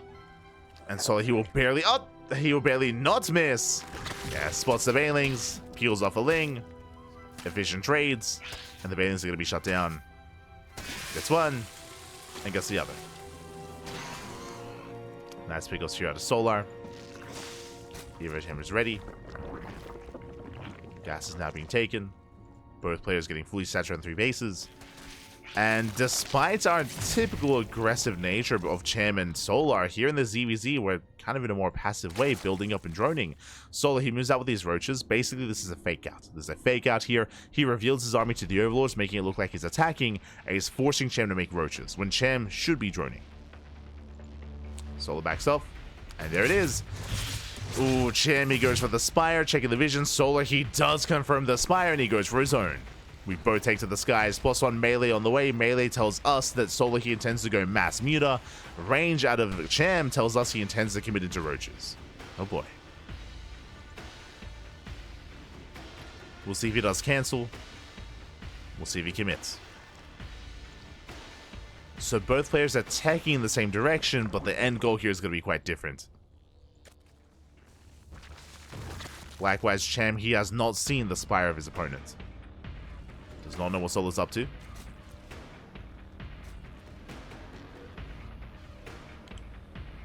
Cham, he does reveal his army. Pushing through the center. Solo, he has to respond. Massing up Bling Roach.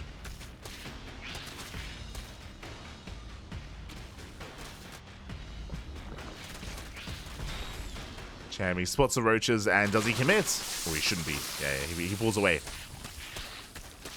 Cham pulls away. Solo with the punish. Yeah, he surrounds. Like, Cham was trying to posture, but he does fight too close to the sun. Going to be losing everything. Yeah, roaches, they crumble. They fall over. And this might just be too much already. A big loss for Cham.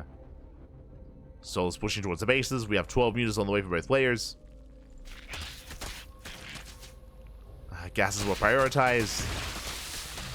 And this base is going to be denied. Muta's going to be revealed. And these are earlier mutas from Cham. We can focus on some of those roaches.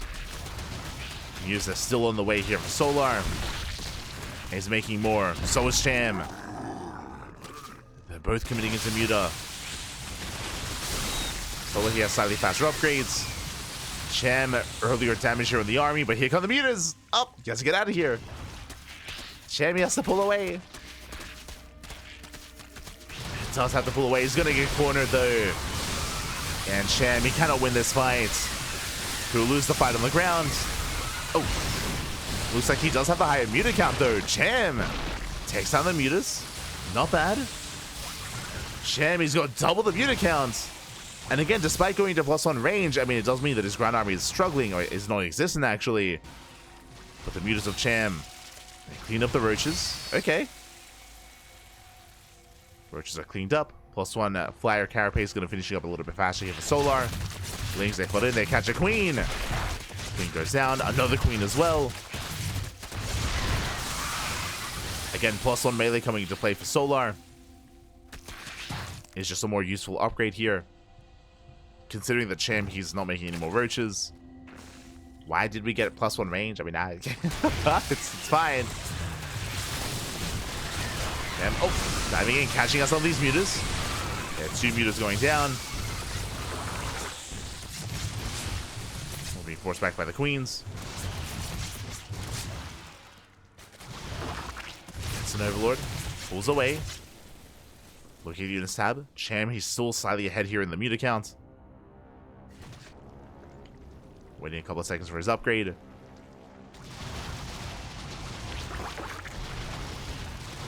Does hit the overlords. 2, 3 overlords going down. Solo goes for a massive Ling run by. Takes down 5 drones, 7 drones even.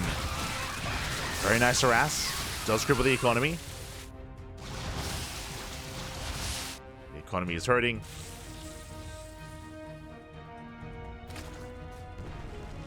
Cham, though, still building up. 33 mutas. Like, Cham, he can fight out in the open, but the problem is pushing into queens or pushing into spores. That's a different story. This could be more difficult. Takes down the gas geyser. He gets 1. And Cham, he can take the fight. He turns around. Solar going to be leading a little mutas here. And mutas are going down. Reinforcements have arrived. Queens, they add some DPS, they transfuse, and Cham, he has to respect the queens. He pulls away. Lings, they pop off across the map, they eviscerate the economy. So does Cham. Drones are going down for both players. Doesn't get the expansion. Solo does. Yeah, Solo comes out ahead. Takes down the hatchery. Cham now falling behind in gas.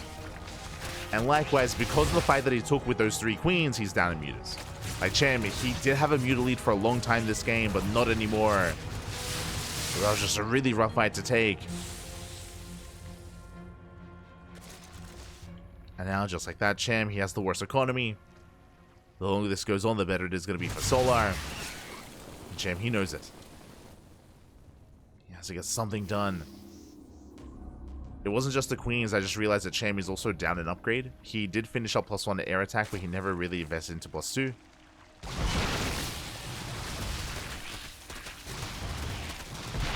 Did invest. Couple of workers. Once again, does fight out of range of the Spore or the queens. Cham, can he take this fight? It's going to be close.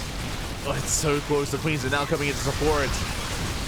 And Cham, he has to respect that the Spore does reposition. Cham is going to lose everything here. He'll lose every single muta. GG gets called, and Solar, he will take the game. He will maintain his crown and take down Cham. GG. Whew. GG, well played. Solar, again, with some slight variations here, was able to come out on top against Cham.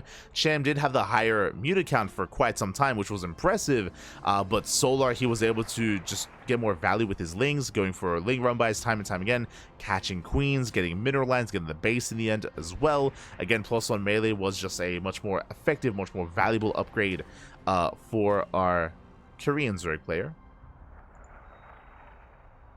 Was much more valuable. And likewise, it was able to take better defensive fights, I should say, with his queens, with the spores. GG. GG, well played.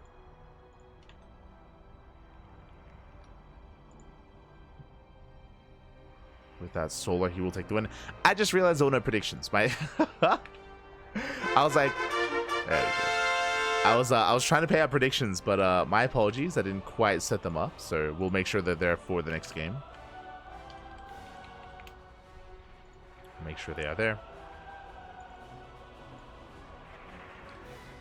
As we are getting ready for our next best of one here.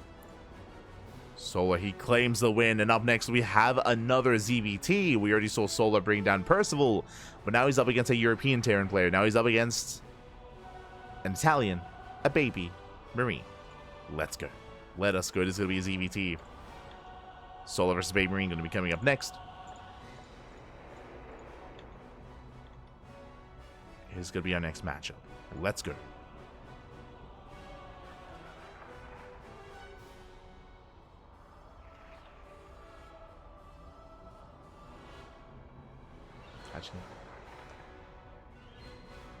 Here's going to be our next matchup here.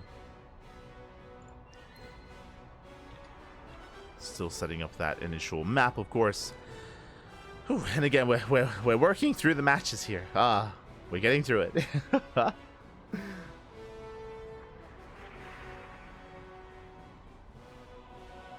Our 7th match coming up ahead of us. It's coming up.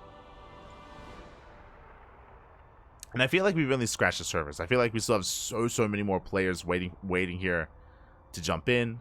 We've yet to get into, you know, players like Fiant, players like Iba, players like Mixu.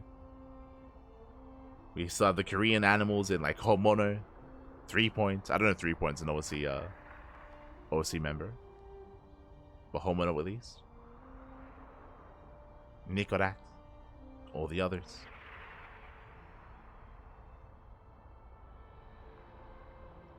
I'm sure we'll get there.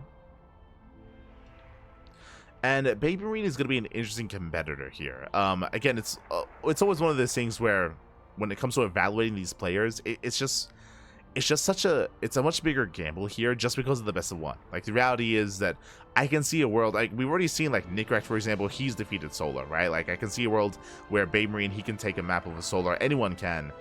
Even Cham wasn't looking too bad in that last game. He was holding his own and even had his own advantages against Solar. It was a really impressive performance there by Cham.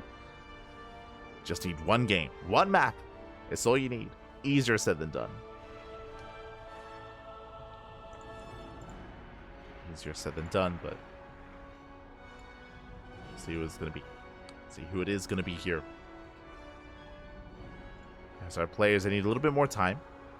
Oh, as I say that, we have our lobby. We have our game.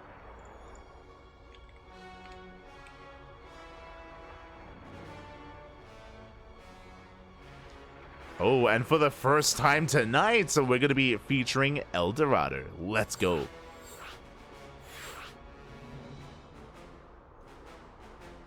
Going to be jumping in. El Dorado, one of the more quirky maps of the map pool. Plenty of gold bases. Likewise, short rush distance by ground, short rush distance by air. Just a short rush distance in general. And this typically can favor aggressive Terran players. They do prefer to play on these smaller maps, just to be in the face of the Zerg. So we'll see. We'll see what BabyMarine has in store for us. Let's go. As spawning into the bottom right-hand corner of El Dorado, we have our Italian Terran player, the Red Terran representing Streamer Zone. Our new challenger has arrived. It is BabyMarine. And spawning in the top, on the bottom left-hand corner, we have the South Korean Zerg player, the Blue Zerg representing Team Falcons, the current king of the hill. It is Solar. With 4 wins under his belt. Oh boy. And we'll see if he can keep it going.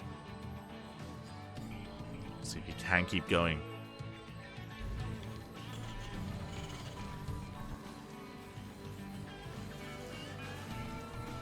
Korean animals? Oh yeah, I mean that's HonMonO in a nutshell. That's HonMonO, that's 3 points and lunacy. They're animals, Papi. They're animals.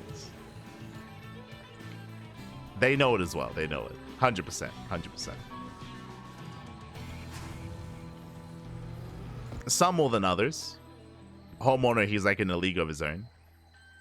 We'll get to him, I'm sure.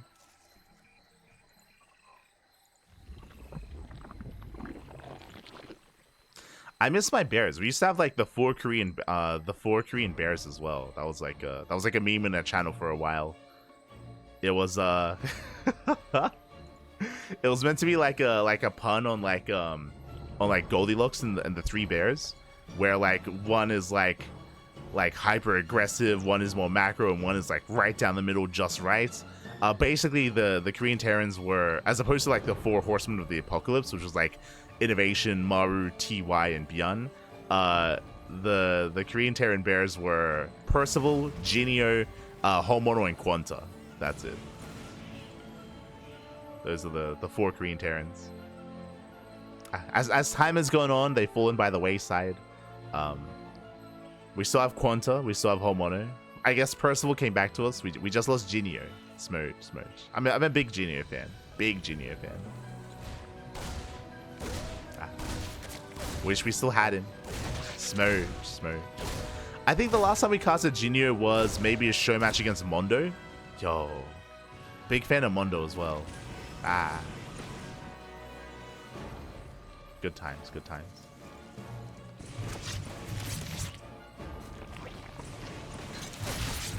Oh. Predictions all true. Sorry. A little bit lost in thought. But yes, predictions are open. Get your Gamba going while you can. But now, 3rd CC before starport. Oh my god, BabyMarine, calm down. 3rd CC before starport, and we see even more so before starport because it's going to be 3 CC 2-1-1. Let's go. We saw the same opener out of Percival earlier today. And Percival, he had a strong start, if you recall. He was able to snipe a queen, able to catch tumors, able to deny the 4th base. Just a really strong start out of Percival. If you recall, though, he did overextend. He got surrounded, got cleaned up, and got shut down. Here in El Dorado, though, you can be more aggressive, and yeah, I do want to say this can favor this style more here for BabyMarine. Let's go. Overlord dips in, gets eyes on the 3rd CC timing, confirms the researching tech lab. He knows. Solar, he's fully aware of the 2-1-1. Sees the add-on swap as well with the factory lifting.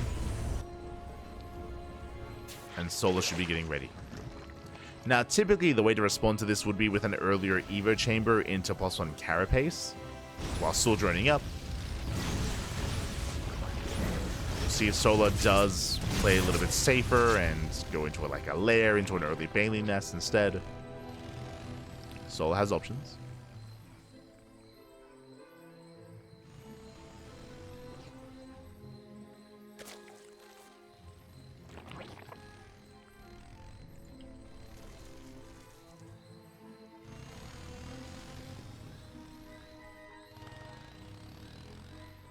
So far, again, Sim is on the way. There's Yadosop here for the starport. You're getting to the medevacs. Solo's going lair first. Okay, bold move. Oh, and we see why. It's lair first into a Roach Warren. Okay. Going for a Roach defense instead. Now, what's scary about a Roach defense is that it does mean that we could end up going for a Roach counterattack after initially deflecting the 2-on-1. We'll see when Solo does cut worker production. But now getting up to 3 base saturation. Now he's building up.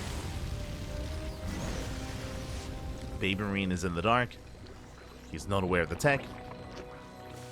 Double lever chamber for 1-1. Double drop does move out. He's moving out across the map, getting his 3rd base on location. Throwing down extra axes. And he's making a beeline here for the 4th expansion. And this hatchery should be denied. It should be cancelled. And this will be a strong start for the Terran. Sim's in. Does stim. Does force a cancel. Takes down the active tumor. And could even trade against some of these roaches for now, though. Does retreat. Does pull away. BabyMarine playing it safe.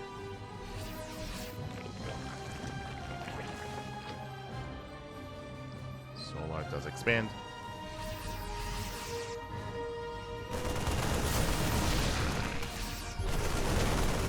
Roach. Not bad. Takes the Roach, takes down more active tumors. Goes away. Takes out a Marine. 1 Marine so far.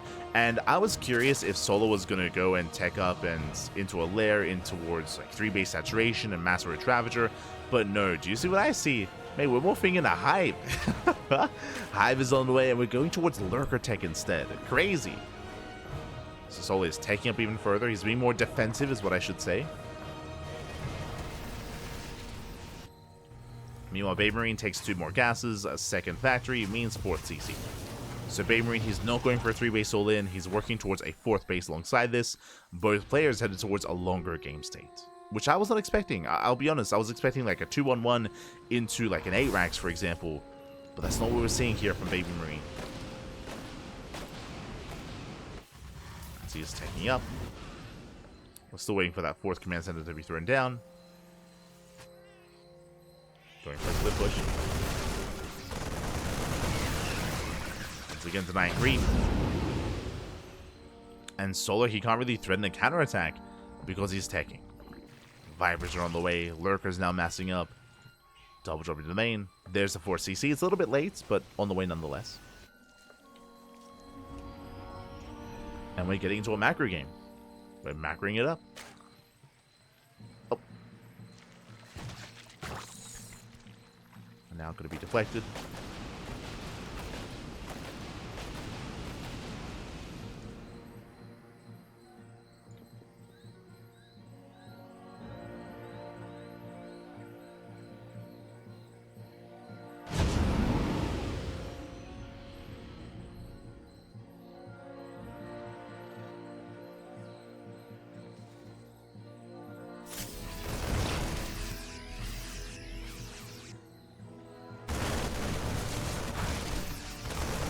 Them in, rents the mineral line. So far, the lurkers are keeping up. Does catch a queen. Again, the lurk count is getting higher and higher. Solar, he's about to max out.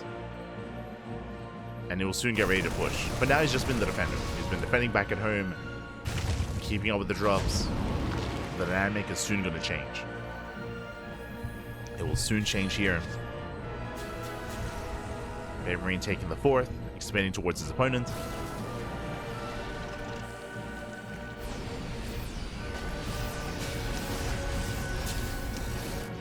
Expand towards BabyMarine, towards Solar. Nidosworm is on the way, and Solar, he's maxed. He's reached his final form. He's maxed out. He's got how many? He's soon to have 11 lurkers, 2 upgrades. And he does have a Ling towards the south side. Overseer in the main. BabyMarine does move in. Ted does catch out 3 of those queens. But he cannot push into these lurkers. It's not going to happen. Again, 11 lurkers, PAPI. Going for the Nidus.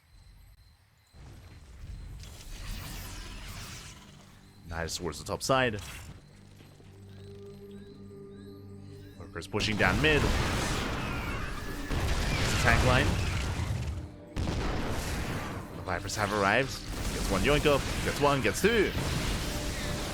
Catches 2 tanks. The ghosts are not ready. They're just now coming in. Nice snipe. Gets a full energy Viper. One Viper goes down. Overseer into the main. Gets zoned away. BabyMarine, he's all over this. Hunts down the Overseer. Takes out the Nidus.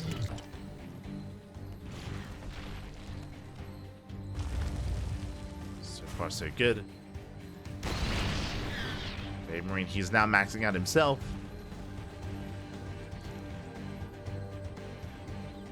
Solo in a bit of trouble here. Ooh, diving in the army. Massive Macho goes up. And Bailing Speed is not done. Ooh, big delay. Big delay here on Bailing Speed.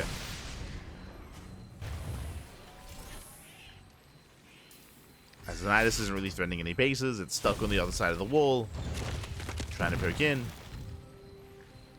It's getting much done. Marines, they get into the mineral line. BabyMarine, he's all over this. Takes down 10, 11, 12 drones, 13. 13 workers go down. Forces back the main army, getting a 5th expansion, and now incorporating more Liberators and Ghosts. So the Terran player just getting a greater army. And Solar, despite being maxed out for quite some time, I mean, he just hasn't done anything with his forces. And he needs to trade. Ideally, wants to get rid of these roaches as well. They're hurting him more than anything. Workers, they dive into the Nidus.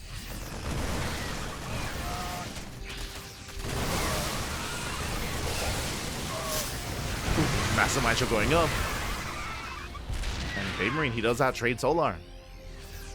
Does out-trade him. He's being more efficient. Fusion Core's on the way. This should be for Liberator range. Should be in range. Nidus into the main. There is somewhat of an army in position. Yeah, the tank will shut this down. Tank fully goes up. Nidus is denied. Overseer is being hunted down as well. Ooh, Nidus here at the 3rd. BabyMarine, he does notice. Yeah, he does notice, he does respond. Meanwhile, he's being forced out of position. He reacts with most of his army. And here comes Solar. The tanks are exposed. He gets 1. 1 tank going down. Nidus into the main. BabyMarine, he's distracted. And as he's being distracted by the main army, the Nidus will complete. It's out of range of the tank. And here come the lurkers. How many? Still 11? 10. 10 lurkers filing in. He's on top of the production. This is the kill move. He is sieged up. Planetary going down. And BabyMarine is being pulled apart. He's just not where he needs to be. Oh, Liberators, they respond though. They just turn back those lurkers. Planetary goes down. Ghosts are falling as well. These are brutal losses. And Solar, he can always remax. He can always remax and rebuild. He is forced out of the main. Despite that, he's still got 6 lurkers remaining. Now the Nidus going up. BabyMarine, he's keeping up. Barely. He did lose the base. Did lose the expansion. Solar has the larger bank.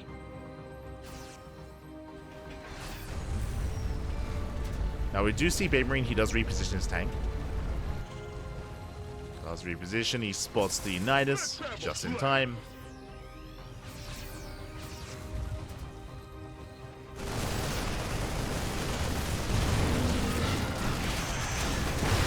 Once again, BabyMarine is out of position. The base is going to go down. Massive pick up.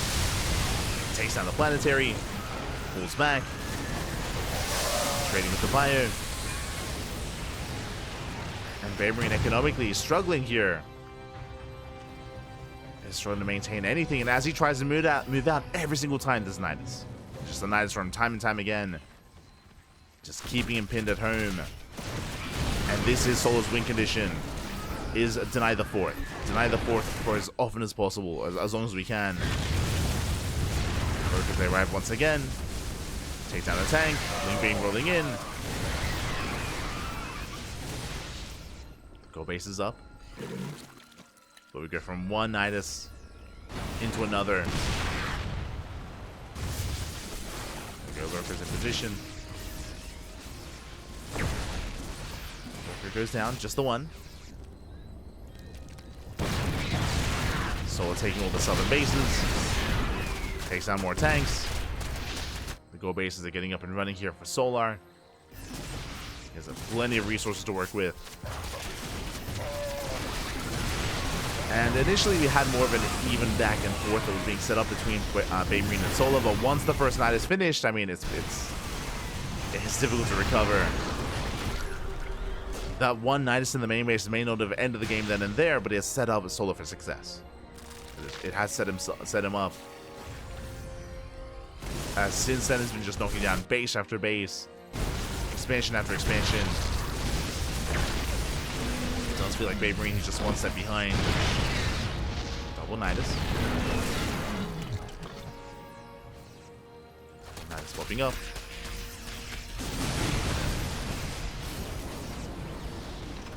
Base towards the fourth. Nidus into the main. Main army pushing in. He wants the ghost. He gets one. Oh, he gets two. He gets Jesus. He gets three. Takes down three ghosts. Nice as they continue. Once again pushing in. Once again denying the expansion. He lunges forward. Takes down one of the tanks. And another. And another. All three tanks go down. Alongside 14 SCVs. As from they just keep so much of the army pinned back at home.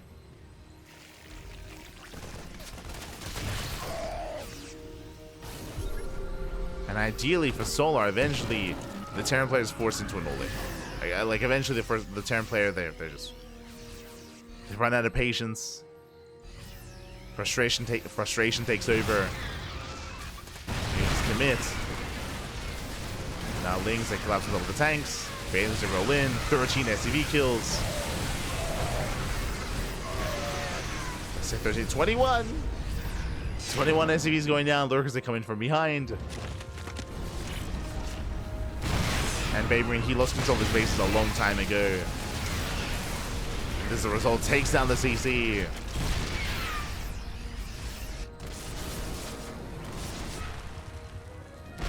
All it takes is one Nidus back. One Nidus.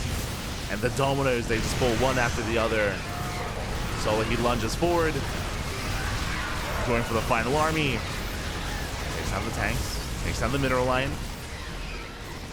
BabyMarine barely holding on here. He's surviving. And Solo's taking. Greater Spires on the way. Vipers, Morling Hydra. Again, the defensive position here for the Terran is just not good enough. City to rush this by ground. It's why we assumed that BabyMarine will be more aggressive here on El Dorado. Was not the case.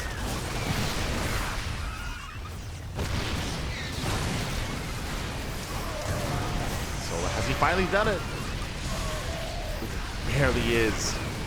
Barely's breaking through. Slowly pulls away. Never mind. Let's pull back for a moment. Now lunging on the tanks. It's one, forces friendly flag, gets two, gets three. Three tanks with the CC as well. There's another CC to replace. Ooh, Solo overextending, pushing into the tank line. Solo does overextend. Still trying to rally in. And even though that was more of an inefficient trade for Solar, he can afford it. He can afford these inefficient trades. It's fine. He has plenty of bases. He has all the gold bases as well. Taking the bases of his opponents. Could even try to rush into this gold base and mine it from the other side.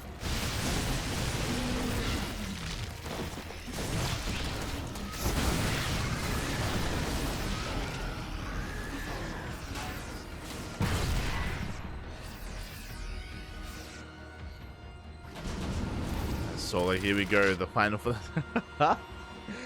the kill move going for Broodlords. Oh my god. There's 2 ghosts. There's 2 ghosts left over. BabyMarine, he drops over the wall. Gets into the mineral line, not bad. Does trade. But here they come. Here come the Broods. And there's barely an anti-air. The tanks don't shoot up. The Marauders don't shoot up. It's Marines and 2 ghosts. GG gets called as the Broodlords are revealed. And Solar will claim another win. Will take down BabyMarine. GG. GG, well played. Solar, he will claim the win here again. BabyMarine, he was looking impressive. He was holding his own up until a certain point. Basically, everything swung in favor of Solar when the Nidus in the main base did complete. There was also the moments when Solar, he hit the northern base as well. As he was harassing in the main base with the Nidus storm with the lurkers, he was breaking down CC after CC, planetary after planetary. As a BabyMarine, he was broken then and there. GG. GG, well played. Whew. With that, we are now getting into our next setup here. We are waiting for our next challenger. Let's go. Ooh, and we have him. We have our next challenger. We have our next player stepping up. It is going to be another Polish Protoss player. We did feature Ziomek earlier. We featured PAPI. And now up next, we have Mana. Let's go. Mana, the veteran himself. Again, Mana's been looking very impressive as of late, especially in this matchup. I'll be honest, I think we've seen Mana bring down Solo before. Mana has a unique approach, has a very unique approach, has a very stylistic PvZ. I'm curious what map he chooses. Considering Mana's playstyle, ooh, do we have Abyssal Reef in the map pool? We could see Abyssal. I think that'd be a strong choice. We could go for... I'm not feeling King's Cove. I feel like Abyssal would be ideal. Maybe Ley Lines? Maybe. Curious. Oh, true. Yeah, this is the other one. My mind was not quite thinking of all the other large maps. I was thinking like King's Cove. I was thinking...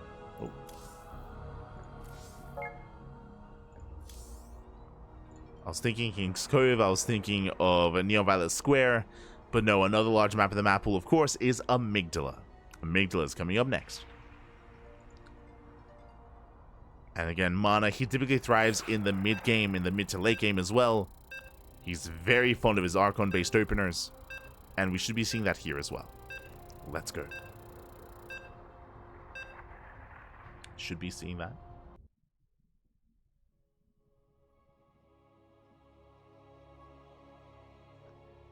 Go.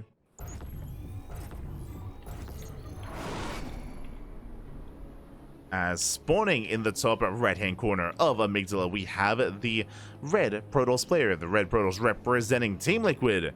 We have a new challenger. We have our would-be usurper. It is the Polish Protoss, Mana. And spawning in the bottom left-hand corner, we have the South Korean Zerg player, the current king of the hill, with 5 wins under his belt, representing Team Falcons. It is Solar.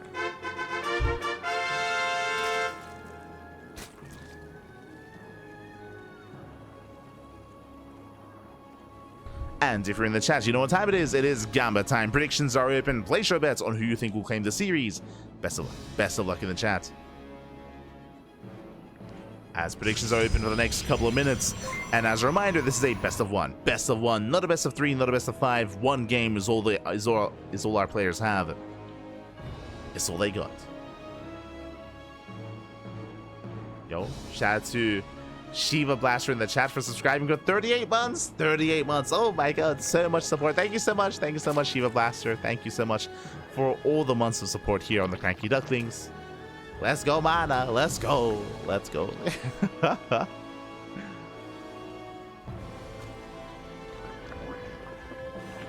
Only Solo's up 5-0 in a best of 1. He still hasn't won. True.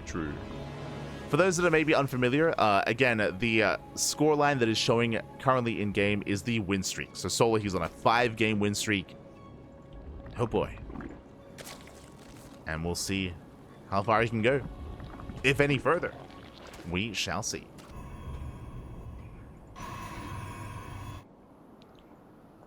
as Mana's going for a standard opener. Now, if you haven't been watching Mana over the past couple of months, then you might not be familiar, but Mana, first things first, he has been improving so much here towards the tail end of 2024. It's been a very impressive to see his rise and his growth here over the course of the past year, especially considering that Mana, for the most part, he had stepped away. He had stepped away from the game. He was taking more of a managerial role in Team Liquid. He wasn't competing as much. He wasn't improving. Like, he was kind of like taking a step back. And then Stormgate happened, right? And then Stormgate came out, and he took a big dive into Stormgate. Just went head first, started making content, started competing in tournaments, doing well for himself, of course, as well. And it did look like that had kind of like sparked a competitive drive in Mana once again, to kind of like spark that competition. And after kind of like the Stormgate events kind of died down, Mana, he of course kept competing, not in Stormgate, but back into StarCraft 2, and again has been looking very strong as of late. And specifically in this matchup, we'll be seeing a lot of Stargate openers into Twilight Council, Templar Archive, into Archon play. Like, Archon play has been the go-to for Mana every single game, every single matchup, and we have seen Mana take down players like Solar in best of threes in the past, in the most recent past as well. Like, I'm talking like last month. So Mana has been looking very impressive, and I'm assuming we're going to be seeing that here as well. I'm assuming Stargate into Oracle, into a third base, into Robo, Twilight Council, into Archons. I'm making that assumption, but we'll see. We'll keep an eye on Mana. At this point, I would be shocked if Solo wasn't familiar with Mana's style, just because it's been all he's been playing since like December. Yeah, there it is, Robo.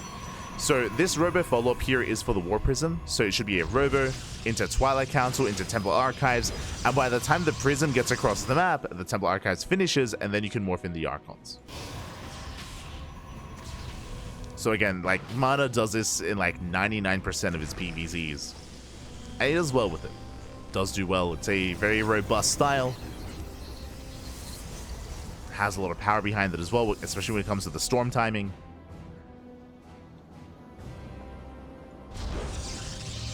And we're going to be waiting for that Twilight Council.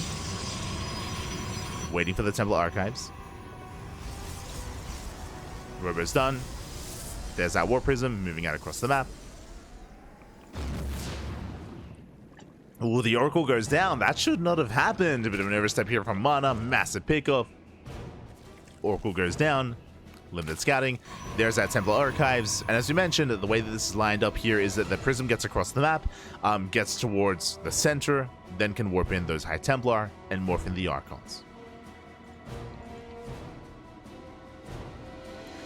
Now from here, this leads into a charge timing. This leads into charge and then into storm thereafter.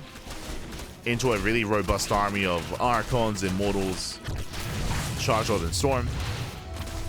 Meanwhile, Lings, they do hit the third base. 3 probe kills, very nice damage. And again, usually the Oracle would be here to defend, but the Oracle went down. The Oracle did go down, so alas, Mana is more vulnerable, more exposed. Here come the Archons, they're warping in. But last Mana, he has been slowed down. He has to rebuild that Oracle. Oracle just now being rebuilt. This drop has been delayed. And the goal here is to catch Overlords, catch Queens, deny creep.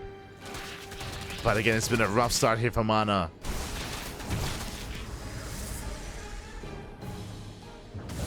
He's now dropping in. Going for the expansion. Does go for the hatchery. And he should be able to force a cancel. He should, and he does. There it is, big cancel here on the base. Mana rotates around. Headed towards the main.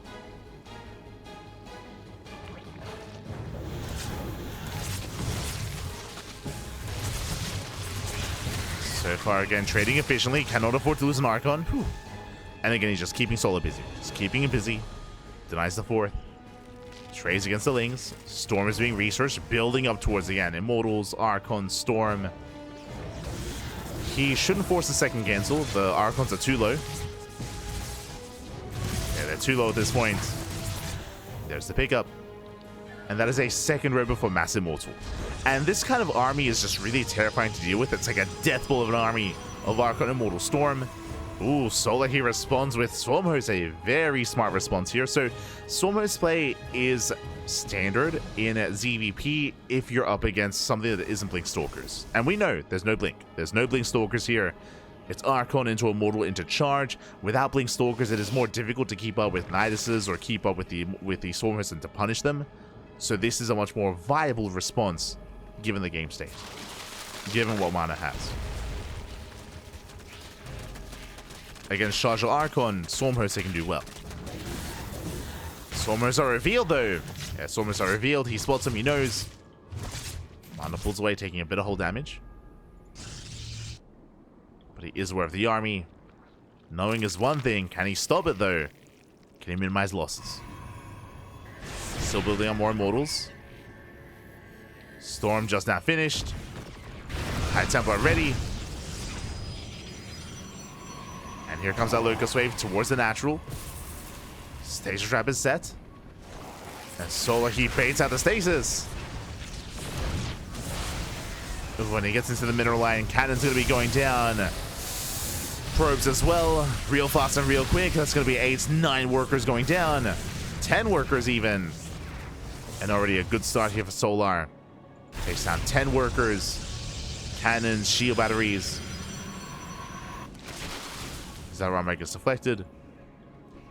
Mana moving out. But Solar's maxed. Solar, he's maxed out at this point. Now again, his supply is inflated because of the Swarm Host and because of the Roaches. Nice catch. Takes down 2 Swarm Host. Storm in the army. Here comes the Locust Wave. And Mana is getting caught out. He has to get the hell out of here. Roaches with intercept. They intercept the army. They lock down the High Templar. There's no escaping this. A worker, some clutch micro. Saves a couple of units. 2 Immortals survive. But Mana, Solar, he's done it. Mana, he's in trouble. He cannot hold on. Again, was just a very rough start. And from here, Solar is breaking through. He's trying to at least.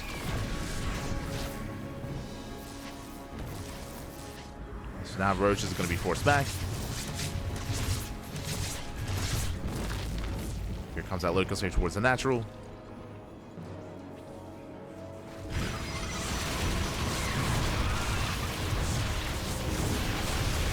Mana, he's just being pinned further back here into the mineral line. Locust Wave catching out the main army. Takes down one of the Archons. Gets 1, gets 2. 2 Archons and an Immortal. We have more Immortals building up. But GG gets called. Solar, he will snowball out of control and will take another game. We'll take down Mana 1-0. GG. Whew. GG, well played. Solar, he will take it, will snowball out of control. Again, you know, it's not every day they're able to see Swarm Host in this matchup, but when you're up against something like Charger Archon, you're able to flex that, you're able to maintain map control and be more assertive and more aggressive across the map.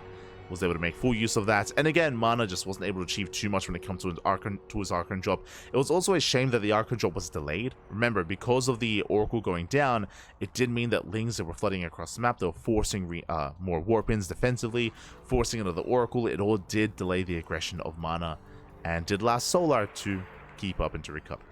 GG.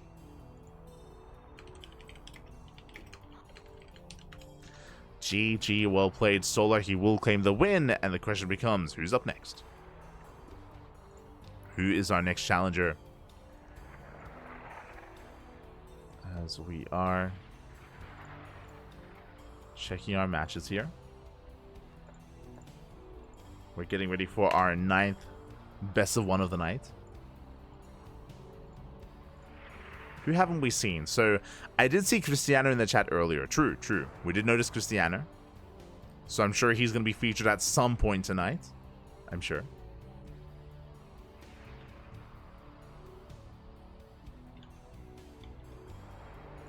Ah, we got it.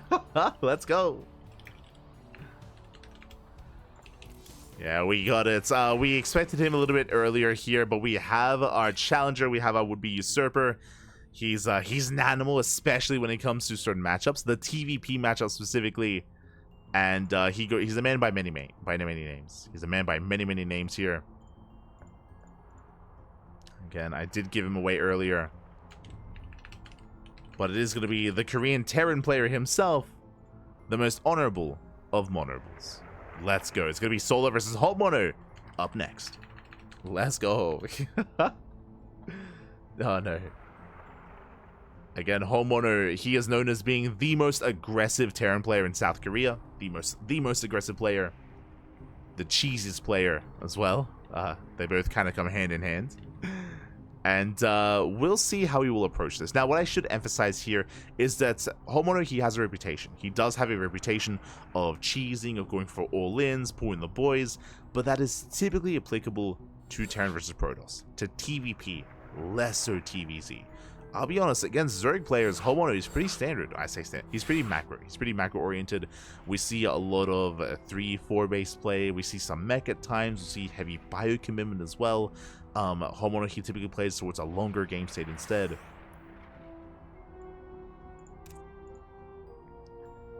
So we'll see if that continues to be the case here. As we have our map, we're loading into King's Cove. Interesting. Are going to be loading into King's Cove.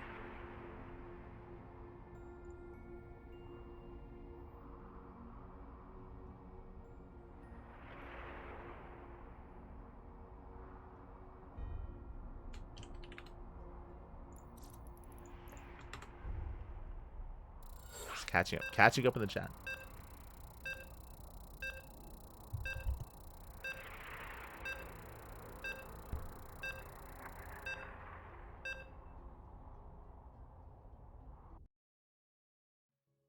Here we go. Solo playing as much StarCraft as Light has been casting. I wish that was the case.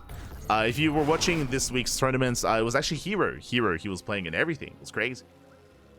Hero, he got 3 second places this week. It's crazy. Hero, he's becoming a new Kong.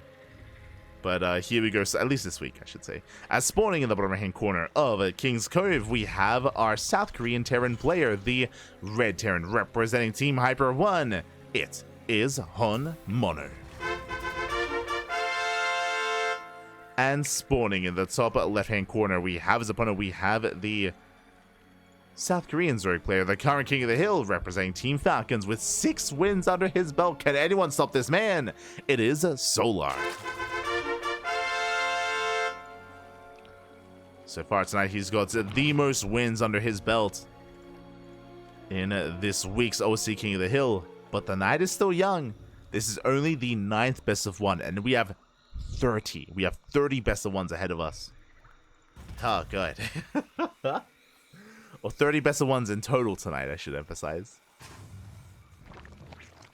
So plenty more matches, plenty more games, plenty more players are waiting to bring Solar down. They're plotting, PAPI. They're plotting. But now, standard opener. No proxy.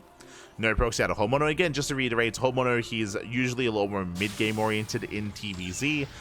He's usually very bio-heavy as well. He honestly has some really solid micro and control when it comes to his bio, when it comes to his drop play. But King's Cove is an interesting choice. Welcome for the first time tonight. Welcome one and all to King's Cove. It is a very large map of the map pool, known for having a very defendable 3-base setup. The 4th base is more open, is more exposed, but more importantly, very large map, very long rush distance by ground. Because of that, I would pin HonMonO, for example, as being very aggressive and even going for, more often than not, something like a 3-base all-in, like an A-Rax, right? Like an A-Rax just like breaking across the map. Is what I expect out of HonMonO, or just embracing mech, which is one of the darker sides of HonMonO in this matchup. Is we have seen a lot of mech and a lot of slower styles and slower play. Earlier we saw HonMonO actually defeat Rogue with Mass Cyclone. That was during the PTR. That was also a rough series. Oh god. So I think he 2-0'd Rogue, if I recall correctly. That was crazy. That was, what, 2 months ago at this point. But that was with the previous edition of the Cyclone. During the PTR. If I'm not mistaken. If not, just after release of the patch.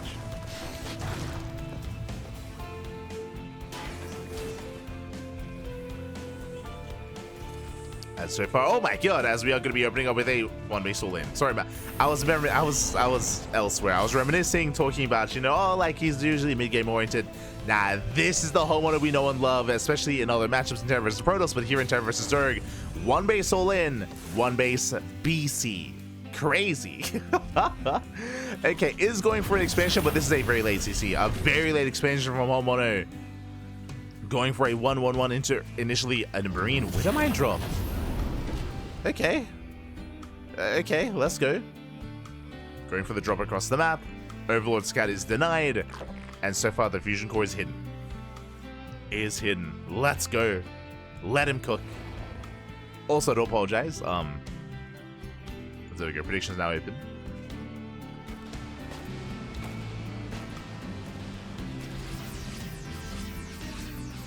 Now stemming in.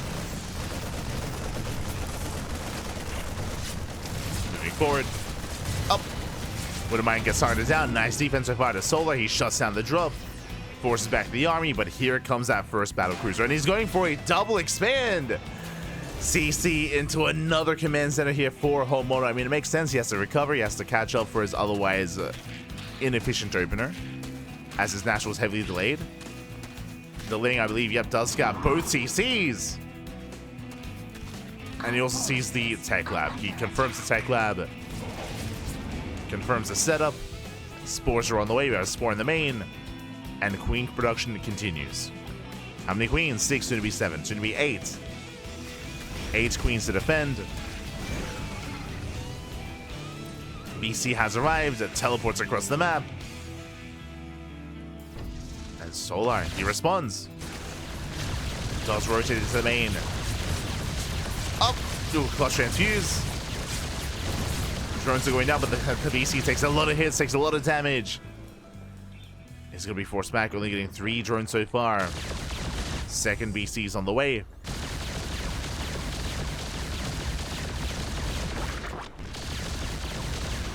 Oh. Catches out 4 drones.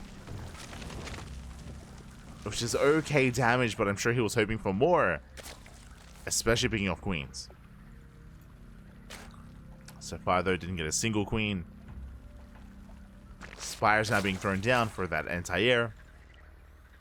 Second BC soon to arrive. Yamato is being researched. HonMonO looking to double expand. But this is just a very shaky start here from HonMonO. And trying to build up towards a macro game, it's not easy from here.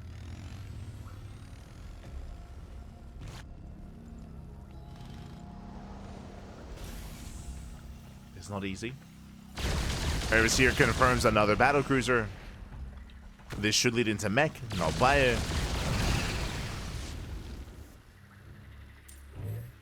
As does that teleport towards the natural. BCs have Yamato. They get 2. 2 queens going down. Not bad. Diving on the 3rd queen. And the queen does go down. No more transfuse. Oh. Yeah, no transfuse left. Take down more queens. Down to 3. But the BCs are still getting very low. And one of the BCs is going to be forced out. And with that Solar, he is going to be able to hold on. I say that, he still bleeds out. How many queens? 7 queens go down. But Solar, he holds. He buys time for the Spire. Corrupt is now on the way.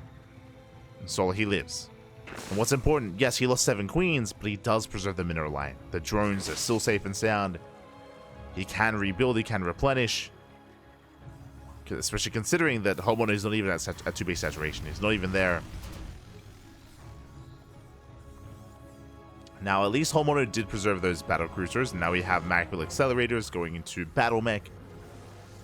Going into Mass Cyclone. Which I did mention is how HonMonO did defeat Rogue. True. Did defeat him with Mass Cyclone. That, I feel like that game is going to be... I'm going to be thinking about that like years from now. I still remember the Mass Cyclone on Neo Violet Square. Not going to lie. It left an impression. Did leave an impression. Oh no.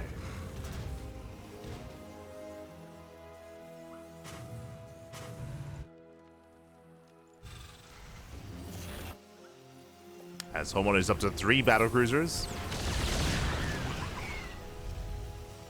Up to 3 BCs. Corruptor count is at 13. Should be a solid amount. 13 Corruptors alongside a couple of Ravagers help Bile. Now what's important here is that this time the BCs, they hold onto the teleport. They're floating across the map. And they should not go down. Meanwhile, the Ling did confirm, did spot him. Solar, he looks to intercept. He'll barely, barely miss the BCs even. How does they pop off? There's the teleport. Takes down 3 Corruptors, teleports away.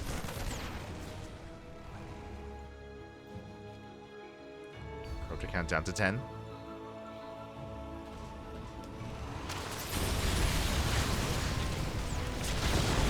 Charger pushing forward, getting into the Cyclones. He's trying to. He sees Zekai well. But the rotating down on top of the army here. BC's taking a lot of hits, and one BC finally goes down. And Solar, he's done it. He has broken the base here of HonMonO. Again, HonMonO, he fell behind in the early game just because he was playing on one base for so long. He needed that first BC to get more damage, and it failed to do so. Remember, he killed, what, 0 drones? No, sorry, it was 3. It was like 3 to 4 drones at the start of the game. And that's going to be everything here at the Nashville. That's going to be 22 SCVs going down. Solo going for the expansion.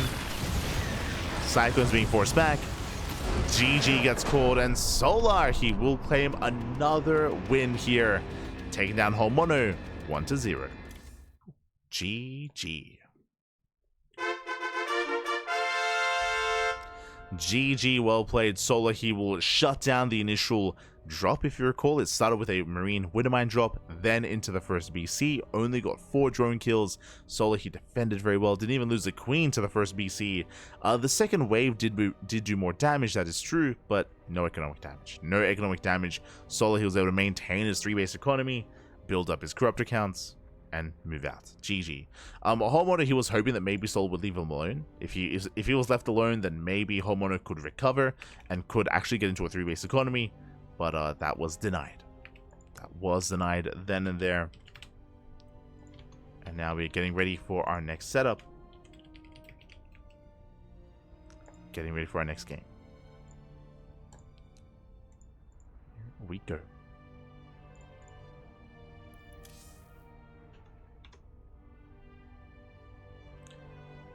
As we are jumping into our 10th match of the night, we're a third of the way through. Oh.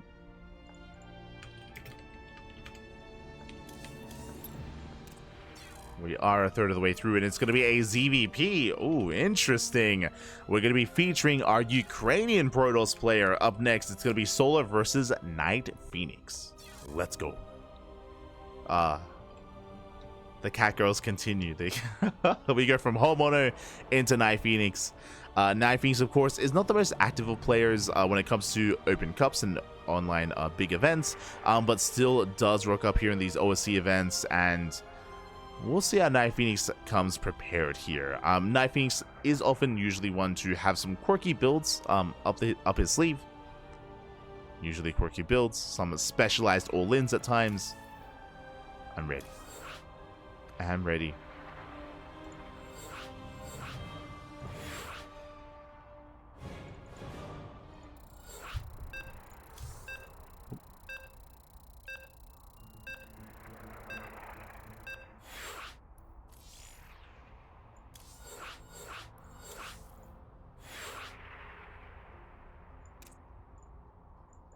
Beautiful.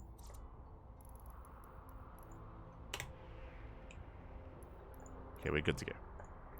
Oh my god, so fast.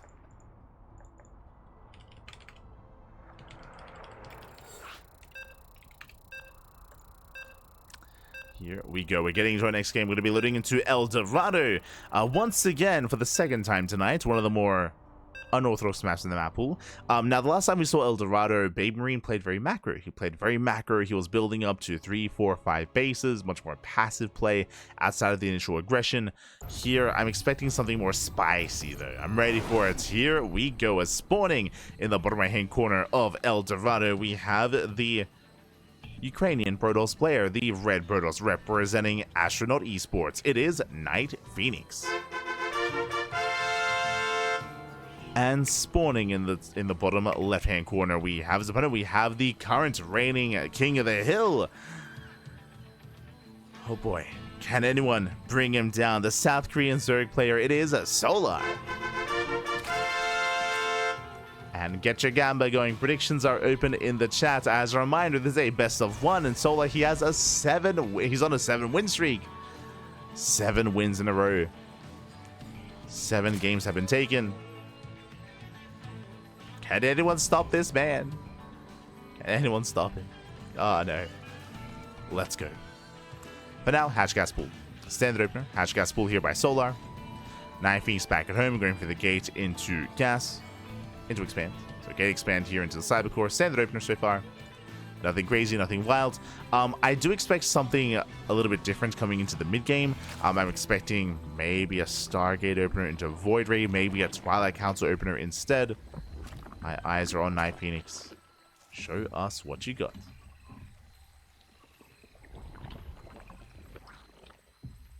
Now, we did see a specialized build out of HonMonO, right? Like, I don't want to take away from him. HonMonO coming out, swinging out the gate with, like, 1 base 111 into 1 base BC. Like, that was a crazy build, by the way. I need to emphasize that what HonMonO did previously in this series, or in the previous match, was not standard at all. No one actually does it. No one does that build except for HonMonO. Like, it's crazy. It's wild. It's one of those things that, you know, HonMonO, he concocts in his mind. He brings to the forefront of these matches, and he's crazy. It's crazy. Animal, Papi, animal. And this is also, I would say at this point in the broadcast, is when I start to bring up things like fatigue, like stamina, right? It's like playing all these games back to back to back to back in a row here. I mean, it does take a toll. Especially when you mix in players like HonMonO as well. Like, you're... like, he taxes the mental, Papi. 100%. 100%. The mental warfare is real. So this is an endurance test for Solar as well. Not just about the games, but about playing them consecutively, one after the other. Whereas all these challenger, all these opponents, they're fresh. They're fresh, they're ready. They're good to go. We have our tech of choice, Twilight Council. Let's go. This is what we wanted. Twilight Council out of NightPhoenix does pull out of gas. Looks like Glaives. Yeah, 4 gate Glaive adepts here from NightPhoenix. We saw 6 gate Glaives out of PAPI earlier today. PAPI. Did see 6, but that was only because he stayed in gas. He stayed in gas for that. This time we can see NightPhoenix, he pulls out of gas, so it should only be 4 gate Glaives, which means this should transition into a 3rd base, into a macro game. This is not an all-in. It is an aggressive build, but again, there is a next step here. There is going to be a follow-up. As that Epsay poke in. Holding away. Robo has been thrown down. Here comes that gateway explosion.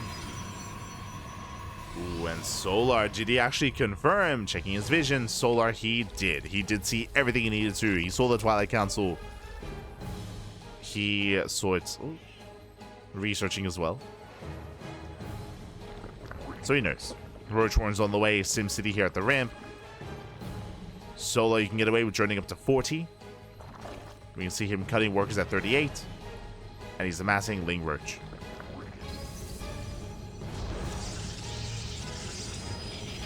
Sorry, my apologies. Sorry. Thank you so much for pointing it out. I do apologize. As I did have HonMonO's name set, but alas, this is not HonMonO. It's NightPhoenix. True. Do apologize. Should be fixed just in time for the push.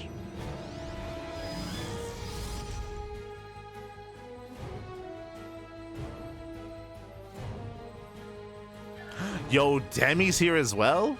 Oh my god. Varun? Yo, are we gonna see some mutas? Are we gonna see the Varun special of a Link Flood off of like 20 drones? Are we I'm ready. I'm ready for the Varun special. As so far, we completely just shut down the Adepts. Adepts is rounded, Adepts are shut down. 2 Adepts, they shade towards the mineral line, but so far Solar, he completely shuts down this army. Shuts down the aggression. NightPhoenix is trying to reinforce, trying to be active. We'll catch a couple of these active tumors. But Solar defends. So he doesn't just defend, he's getting ready for a counterattack. He's pushing across the map. Ooh, oh my god, the prism! The prism went down! No. Everything goes from bad to worse here. Adepsa cleans up, Solar just rallying across the map. Here come the Ravagers, here comes the counter all in. As there's no drones at the third base, there's no saturation. Oh, NightPhoenix, so he's got the Immortal. He's got a couple of force fields, Shield Batters are on the way. Can he hold on? There are the force fields. Force fields, they buy some time. Once again trying to look down that ramp. Oh wow, that's the piles, they do connect. Immortal pulls away, but the third base is exposed. And Soleil should at least knock down the third. Ideally though, he wants that army.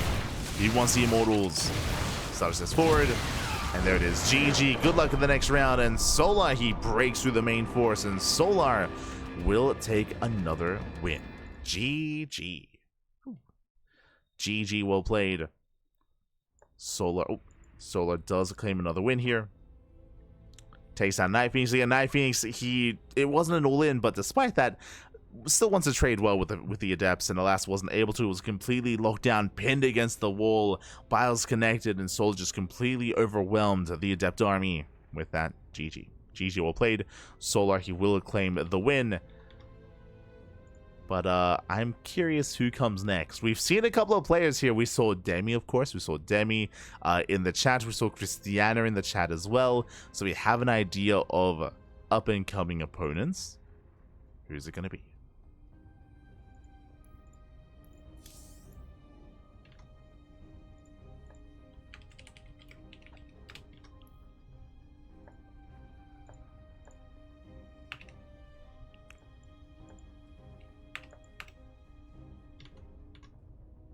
Oh, okay, we have our next opponent.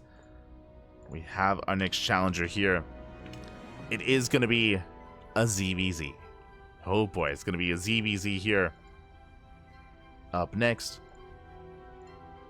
Between Solar and one of the young up-and-comers in the European region, it's going to be a ZVZ between Solar and GgMaChine. Let's go. GgMaChine is coming up next.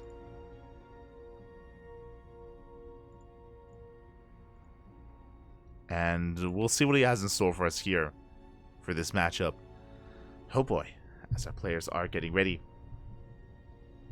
Again, GgMaChine is, if I'm not mistaken, was he? No, he wasn't the youngest, but he's one of the younger players in the European region. Didn't hit GM as young as Eba though, not quite as young, but young nonetheless. Recently we did feature him in Firegrow Cup, and we do have another Firegrow Cup this weekend. True. The tournaments, they just continue, they keep going. And I believe he recently left 3D Clan. Did he join a new team? I don't think he has. Let me just double check. Let me double check.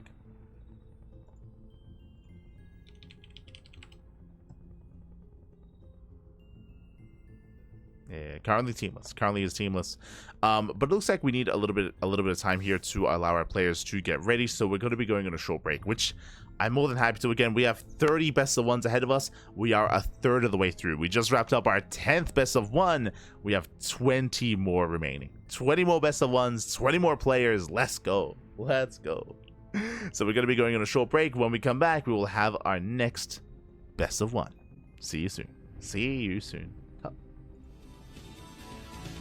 And Welcome back, everyone. Welcome back. Whew, we are a third of the way through the OSC King of the Hill weekly number 200, your special Valentine's Day edition of OSC King of the Hill with 30 best of ones. What a better way to spend Valentine's Day with 30 pro players. Let's go. As spawning in the bottom left-hand corner of Frost Sign, going for a 12. This is what we are here for, PAPI. Let's go. Going for the 12 pool. We have the pink Zerg player for the Platinum Heroes. It is Hatsu. And spawning in the top right-hand corner, we have her opponents. We have the blue Zerg player. The blue Zerg going for a pull first, playing it safe for Team Falcons. It is Solar. Here we go. Oh, so we are going to be settling in.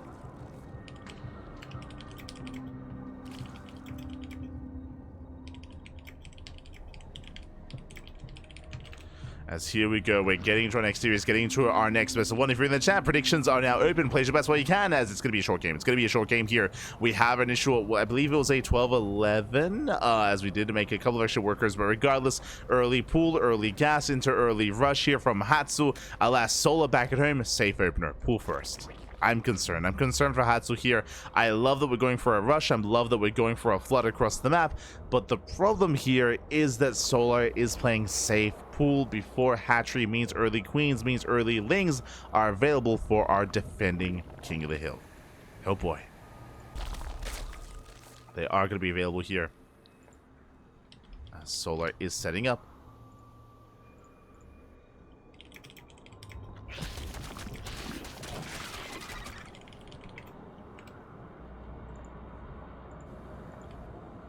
Link's gonna be forced back. So far, Solar does gain some momentum. Link speed is on the way though, and that is going to be a big advantage for Hatsu. Is there's no gas for Solar, so Link speed is going to be a big power spike for our pink Zerg player.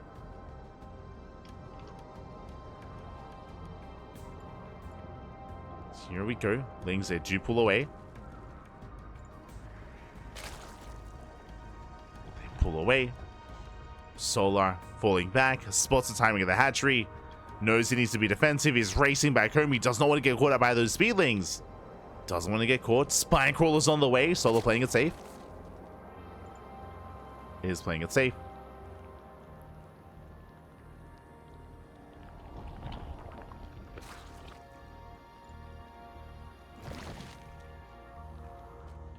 Now it's pulling back.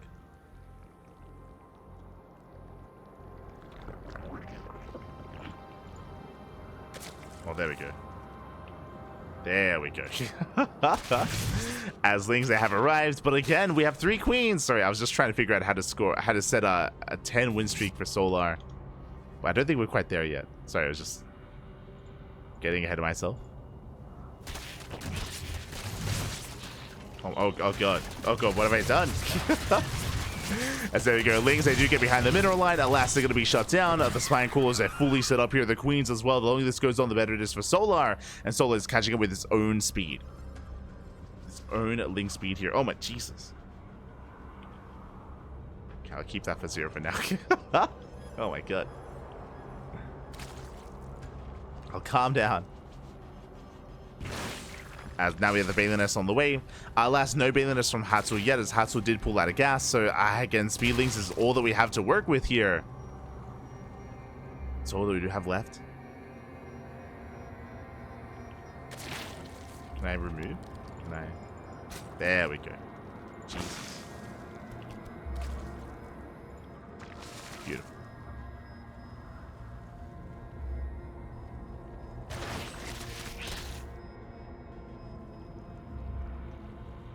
Solar is going to be forced back, at least for now, just waiting for his own Bailey Nest. Bailey just now finishing up, speed still seconds away, and now Solar's getting ready for his own massive counterattack. And again, it's just so unfortunate here that Solar did decide to play safe. I mean, a good read of the situation, to be fair. Good read. To go for a very safe response, and here we go, here come those Bailings. Solar, he threatens a dive. There we go, 4 Bailings have already morphed in. And there's a GG here, as there's just nothing to defend against the Banelings. They do crash in, and Solar, he will take the win. He will advance on and claim another win here in OSC King of the Hill. GG. GG. Oh my god. GG, well played. Solar does take the win. Also, again, it was just... because the initial rush, I wasn't quite able to get into it, but GgMaChine was unavailable. GgMaChine was unavailable. Hatsu did rise up to take GgMaChine's place, and alas, did kick things off with the early 12 pool. Unfortunately, Solar did open up safe. Very safe opener out of Solar. He was able to defend, able to deflect, and then Snowball out of control with his own link speed timing, with his own bailing timing as well. GG. GG, well played. Solar will claim the win here, and... oh boy, we'll see who can rise up here to bring Solar down. Who's going to be coming up next, as it looks like GgMaChine is now available. And we're getting into our next round. So the ZVZs continue. ZVZs will continue here, as we are hopping over.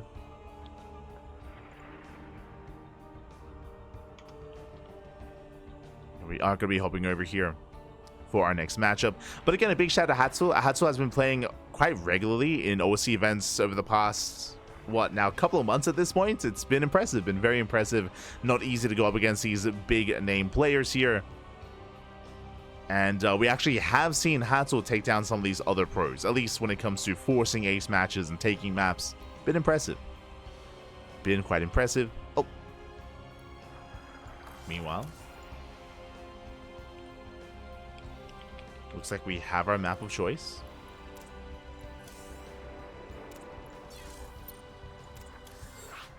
Here we go.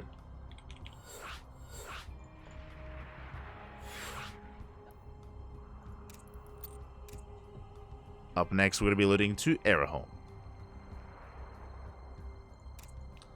This is, of course, a TLMC map. This is not a ladder map. By the way, I should emphasize, not a ladder map in the map pool.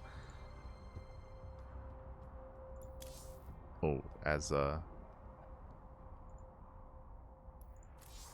mind.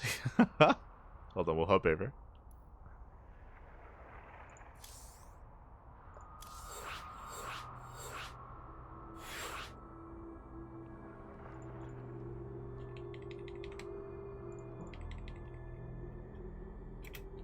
Oh god, sorry.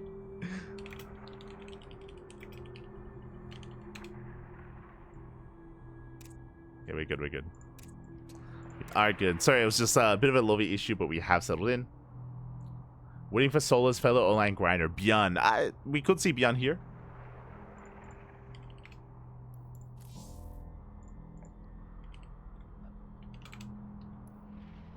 Could see Bjorn at some point. Who else are we missing?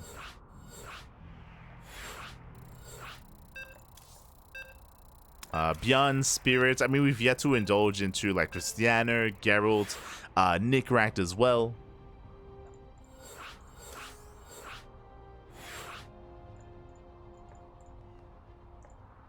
Still a lot of players. Still a lot of players left.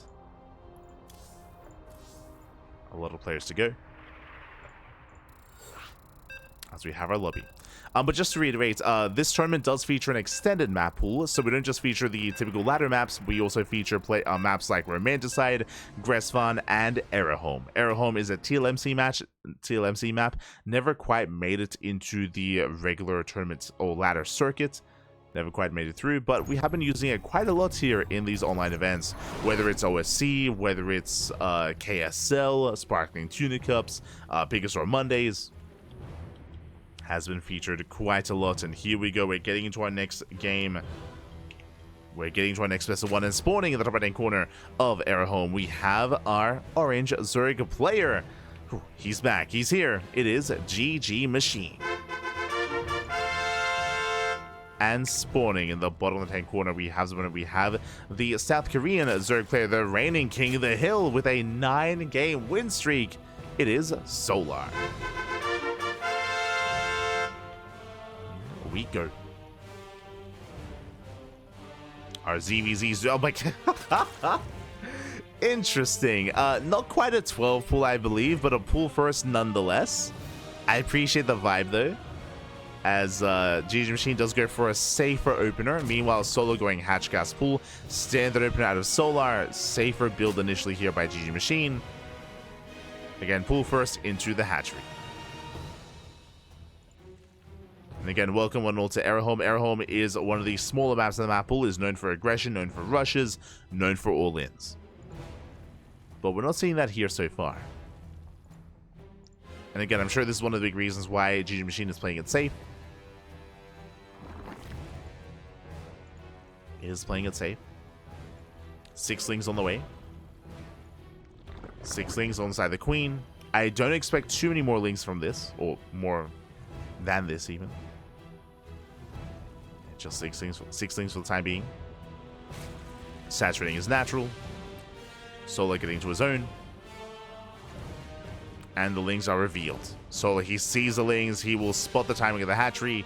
He knows it was a pull first. And it's going to be on Solar to maintain control of his natural, to preserve his drones, not to lose any workers, and to defend. And we'll see if he can maintain himself. Oh, as lings, they slip in. They slip past the natural, into the main. Oh, going for the mineral line. Drones are pulled away. One drone goes down. Not a bad start. GgMaChine, he gets one drone. Pulls out. Doesn't want to get caught. Likewise, the queen has arrived. Picks off more lings. And it's going to be a one-way trip as well. GgMaChine, he will barely slip away with maybe a handful of lings, if that. Oh, he'll lose everything. And suddenly this wasn't as worth it. Looking at the install sub here, 6 lings for 1 drone. Ay. Not the best trade here from GgMaChine. From here, Solar takes a 3rd base, throwing down a Bailey nest, of course, getting to Ling Bane. Meanwhile, GgMaChine staying on 2 bases, taking extra gases. Uh-oh. He's going to play 2 base roach. 2 base roach here from GgMaChine. Is committing. Walling up, Evo Chamber into potentially a Roach Warren. I mean, we should be seeing a Roach Warren into a Warlock. Now, this could be a fake out. This could be 2 base Muta. True, we could take all 4 gases and go into a lair and go into Muta play. Solar, he attempts, the surround. And he will catch a queen. No transfuse. 1 queen gets picked up. Lings, they slip into the main. Slip into the main base. Picking up workers. They get 1, they get 2. They get 3. 3 drone kills is getting out of hand. 4 drones! 4 drones going down. Can he get 5? No shot. No shot. Only 4. Solar, he pulls away. Link speed is being researched. +1 melee as well. Melee tells us this is most likely going to be Spire play. As we have not pulled out of gas. So we're still mining gas here. GgMaChine going for a 3rd bold move. Taking a 3rd base without banelings. Likewise, Solar going for his own roaches. We have a bit of a Ling Flood. Solar getting eyes on the 3rd. Queens are in position. Solar, he checks the 3rd base. And I'm really curious to see if GgMaChine does invest into roaches. We have 20 lings in production. That's a lot of lings. And he never got a lair. He never got a lair. It's going to be a roach ling all in. Queen gets picked up. Queen goes down. So far, Solar's trading well. He's slowing down the orange Zerg. Slowing down GgMaChine. And he's got 600 gas. Is what I'm confused by. I'll be honest. I'll be honest here. Like the prioritization of gases are confusing me. As I guess there we go. Roach is now in production. Lings move out. Like he's been mining a lot of gas here, without a lair. Okay, roach production has begun. 10 roaches on the way, +1 carapace as well. And GgMaChine, he is all in. And the reason why I should emphasize this is because there's no lair. There's no lair, there's no further tech. We're not building up towards a longer game state. Solar doing something very similar, by the way. Both players staying on hatch tech. Both players committing. GgMaChine does have the slightly better economy. But Solar has the larger army. Can he get this around? Clouds, they... Ooh, don't connect. They don't quite connect. Solar trying to break through. Some of the Bowls, they do connect with the Roaches. Oof. And the army gets surrounded. The Ravagers are exposed. And Solar, he breaks through, takes down the Queens, the Roaches, the Ravagers, everything falls. And GgMaChine just doesn't have enough left. He does not have enough left. GG gets called, and Solar, he will take another game. He's on a 10-game win streak. GG. Oh my god. GG, well played. At 10 games in a row here. Solar, he does pop up. Takes down another competitor, another player. And we're reaching those double digits. We're reaching those double digits here. Oh my god. It's getting late, Pap. It's getting late. We're good. We can maintain ourselves. We're gonna be okay. But GG. GG, well played. Solar will take it. And I think I see our next opponent. Okay. We're taking a break from the ZVZs. We just had two in a row. Just had 2 ZVZs in a row. And we're getting ready for our next match. Getting ready for our 13th best of 1.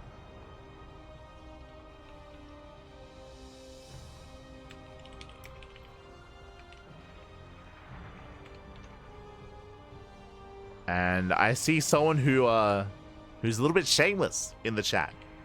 I see someone who's shameless. Let's go.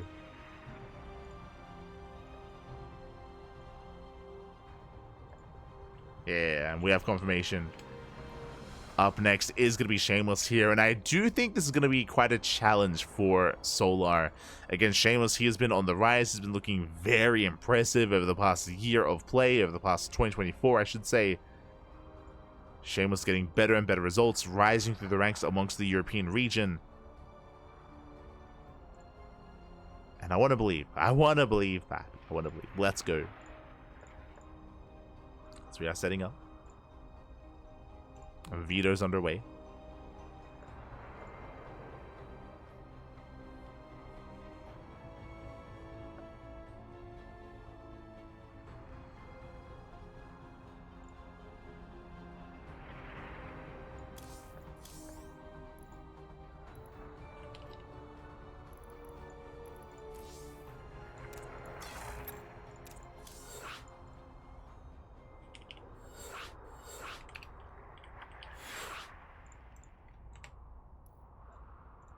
Beautiful. Here we go. As we are getting into our next series, into our next match, we have our game. It is going to be on King's Cove. We have our map.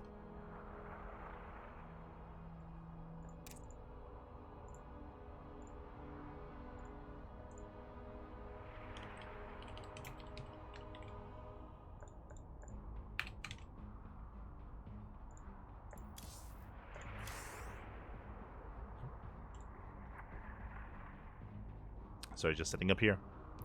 And King's Cove is going to be an interesting one. I'm a little bit shocked. That this is going to be Shameless's map of choice. On the one hand, it is a large map, true. It is going to be a larger map in the map pool.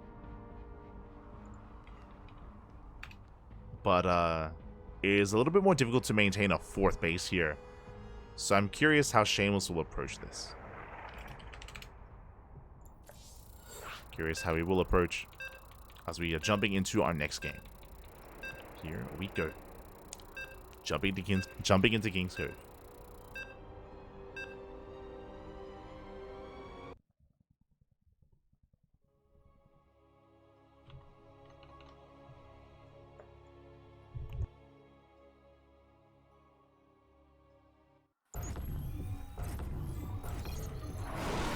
As spawning in the bottom right-hand corner of King's Cove, we have our blue Protoss player. We have our new challenger. We have our would-be usurper representing Team Little Fairy. It is Shameless. And spawning in the top left-hand corner, we have the red Zerg player. The red Zerg from South Korea representing Team Falcons, the current king of the hill with 10 wins under his belt. It is Solar. 10 wins, PAPI. Aye, aye, aye. Here we go. Solar, he has been showcasing his skill, at least in the ZVZ as of late. He has already taken down a plethora of Protoss players, took down HonMonO, took down SKillous as well, took down some big names, but alas, Shameless, he is a different beast in his own right. He has been on the rise throughout the course of 2024. I did mention many a time at this point how Shameless, he is kind of like my rising star of 2024, improving so much and achieving so much as well throughout the year, rising through the ranks of the European player base, I should say. He only hit GM at the end of 2023, so relatively new to the pro scene, and he rose up real fast, real quick. Very young player as well, 18 years old, very young player. Has a lot of potential, of course, and has been showing that off. Coming into this solo is still the heavy favorite. I mean, there's a reason why he's the king, true. There's a reason why he is the king of the hill. But I want to believe. I want to believe in Shameless. We'll see. I'm most curious as to the build of choice here, coming into King's Cove. Because it's such a large map, we could be looking to head into a longer, later game. That might be the plan.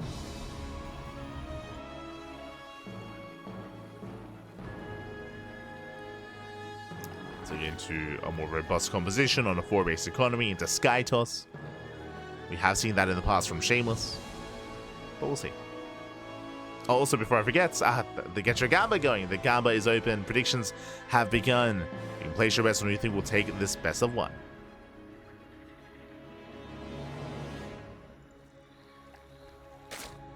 Best of luck in the chat.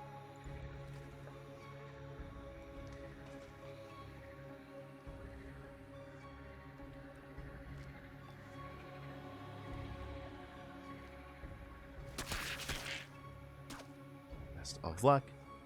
Third base is going to be on the way. Link speed has begun from the side of Solar. And does pull out of gas. Does pull out. Is going to be joining.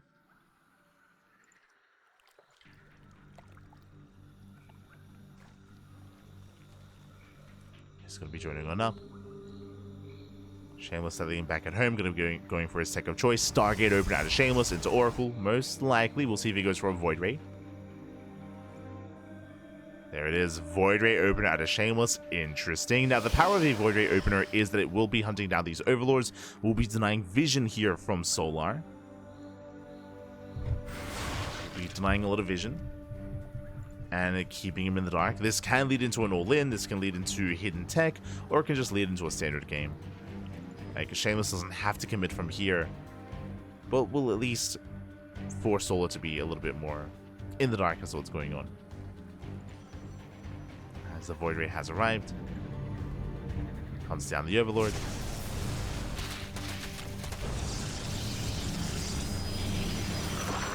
Lord does full. And behind this, going for the Oracle. So Void Ray into Oracle here. Still waiting for earlier attack, but based on the timing, it should just be a Forge and a Twilight Council into +1 and Blink. Nothing crazy early on. Shameless moving out, looking for another Overlord. Solar has pulled away. Pulls back home. Shameless getting one Overlord so far.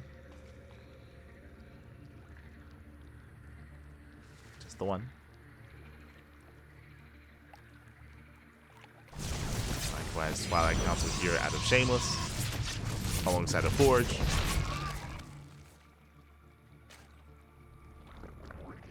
Standard follow-up. Likewise, we do have Solo going for his own lair. So lair first. Alongside the Roach Warren, playing it safe. Now we're just settling in. Settling into a longer game. Nothing crazy early on outside the Void Ray, of course. which has just been used for map control. Lings are getting across the map. Oracle's out of position. Probes are going to be going down. And Shameless is getting caught out here. Losing 2, 3, almost 4 probes. Again, the Oracle does race back home, but the damage has been done. So a nice start here from Solar. Very nice start. He might just skip Roach production. This might just be for safety. Into plus on melee. Oh, speaking of trying to rush into earlier tech, Shameless. It is plus 1 on Blink, but that is a very fast fleet beacon. And I'm curious about something here. Oh my god, as Solar, he's going into mutas. Spire is on the way. Hidden Spire out of our Zerg player.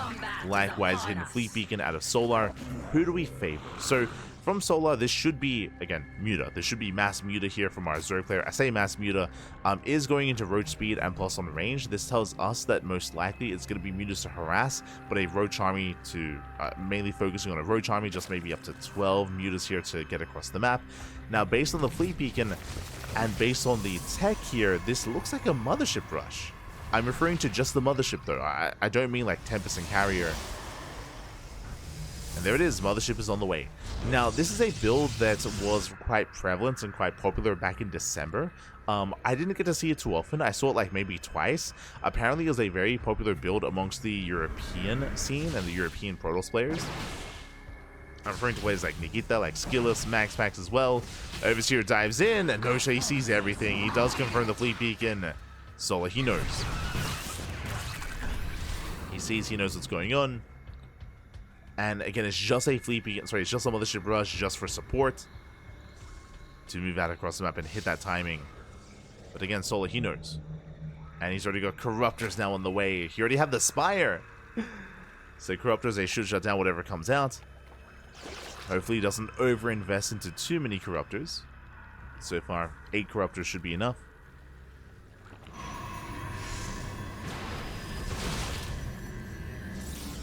Likewise, focusing on his Roach Ravager army.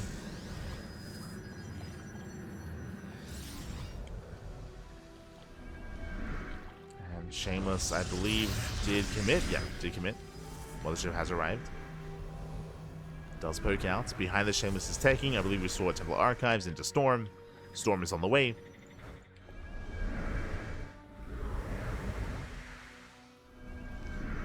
And even though initially I believe Shameless did want to try to hit a timing and try to catch his opponent off guard, because of the earlier scout, we're just chilling. We're just chilling back at home, building up, and instead it's going to be Solar that moves out.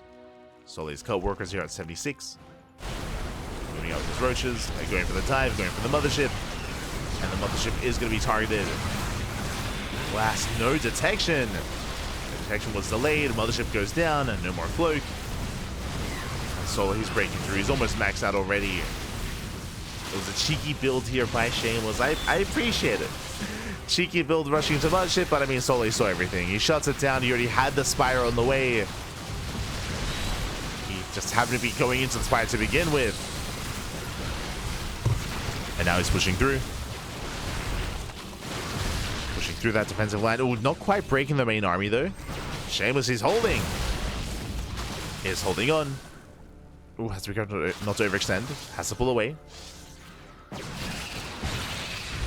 Does pull back. Corruptors, they kill the Natural. No shot. Natural goes down. Shameless down to 3 bases. 3 bases left. Solar, he's max. Again, Solar, he's not taking up into Hive or into Hydras or infestation pits or anything like that. Just a Lair Tech commitment here, or even Lair Tech will in out of Solar. Takes down the High Templar, collapses on the main army. And Solar, he's breaking through. Takes down the Archons. Oh! Pushing into the third. Stalkers, I mean, where can they blink to? They're being pinned down. Spiles, they shut down the mineral line. Stalkers are trying to escape. Oh no! They blink to the right-hand side. Nice Storm. Storm does land, but GG gets called. Shameless is broken, and Solar, he will claim another win. And is still our king of the hill. GG. GG, well played. Solar does take it again. 11 wins, Pappy. 11 wins in a row. I do appreciate the build out of Shameless, though. Do want to emphasize that. Do appreciate the build. Going into, of course, the Mothership Rush is something we don't really see too often. Unfortunately, got scattered. And on top of that, so unfortunate that Solar, he was already going to Aspire. Again, I believe he was blindly just going into Mutas. But, I mean, he saw the Fleet Beacon. May as well make use of that Spire. Made Corruptors. Shut down the Sky Toss. Shut down the Mothership. And GG. GG, well played.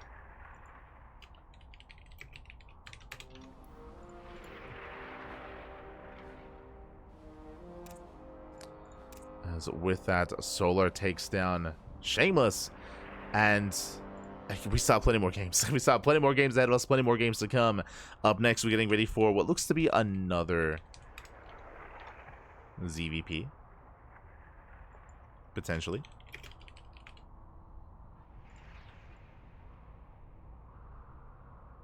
Getting ready for our next best of one.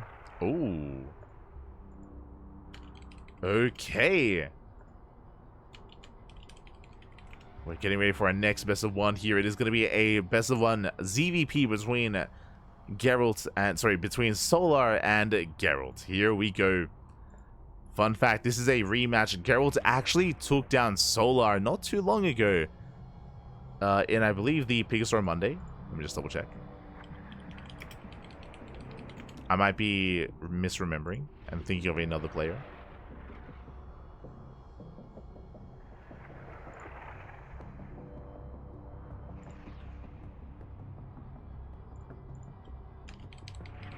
I believe it was Pegasaur Monday, right? Like last week.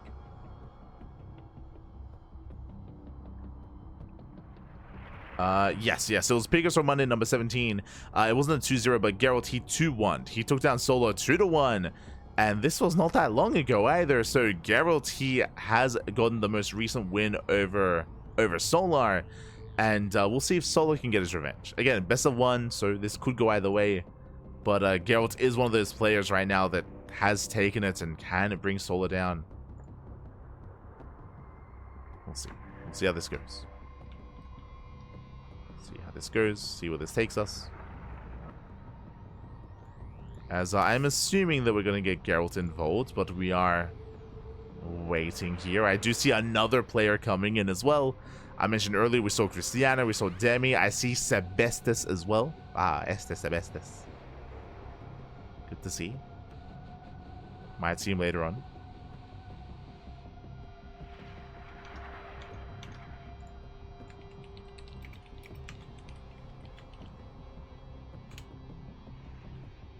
As this is our 14th best of one.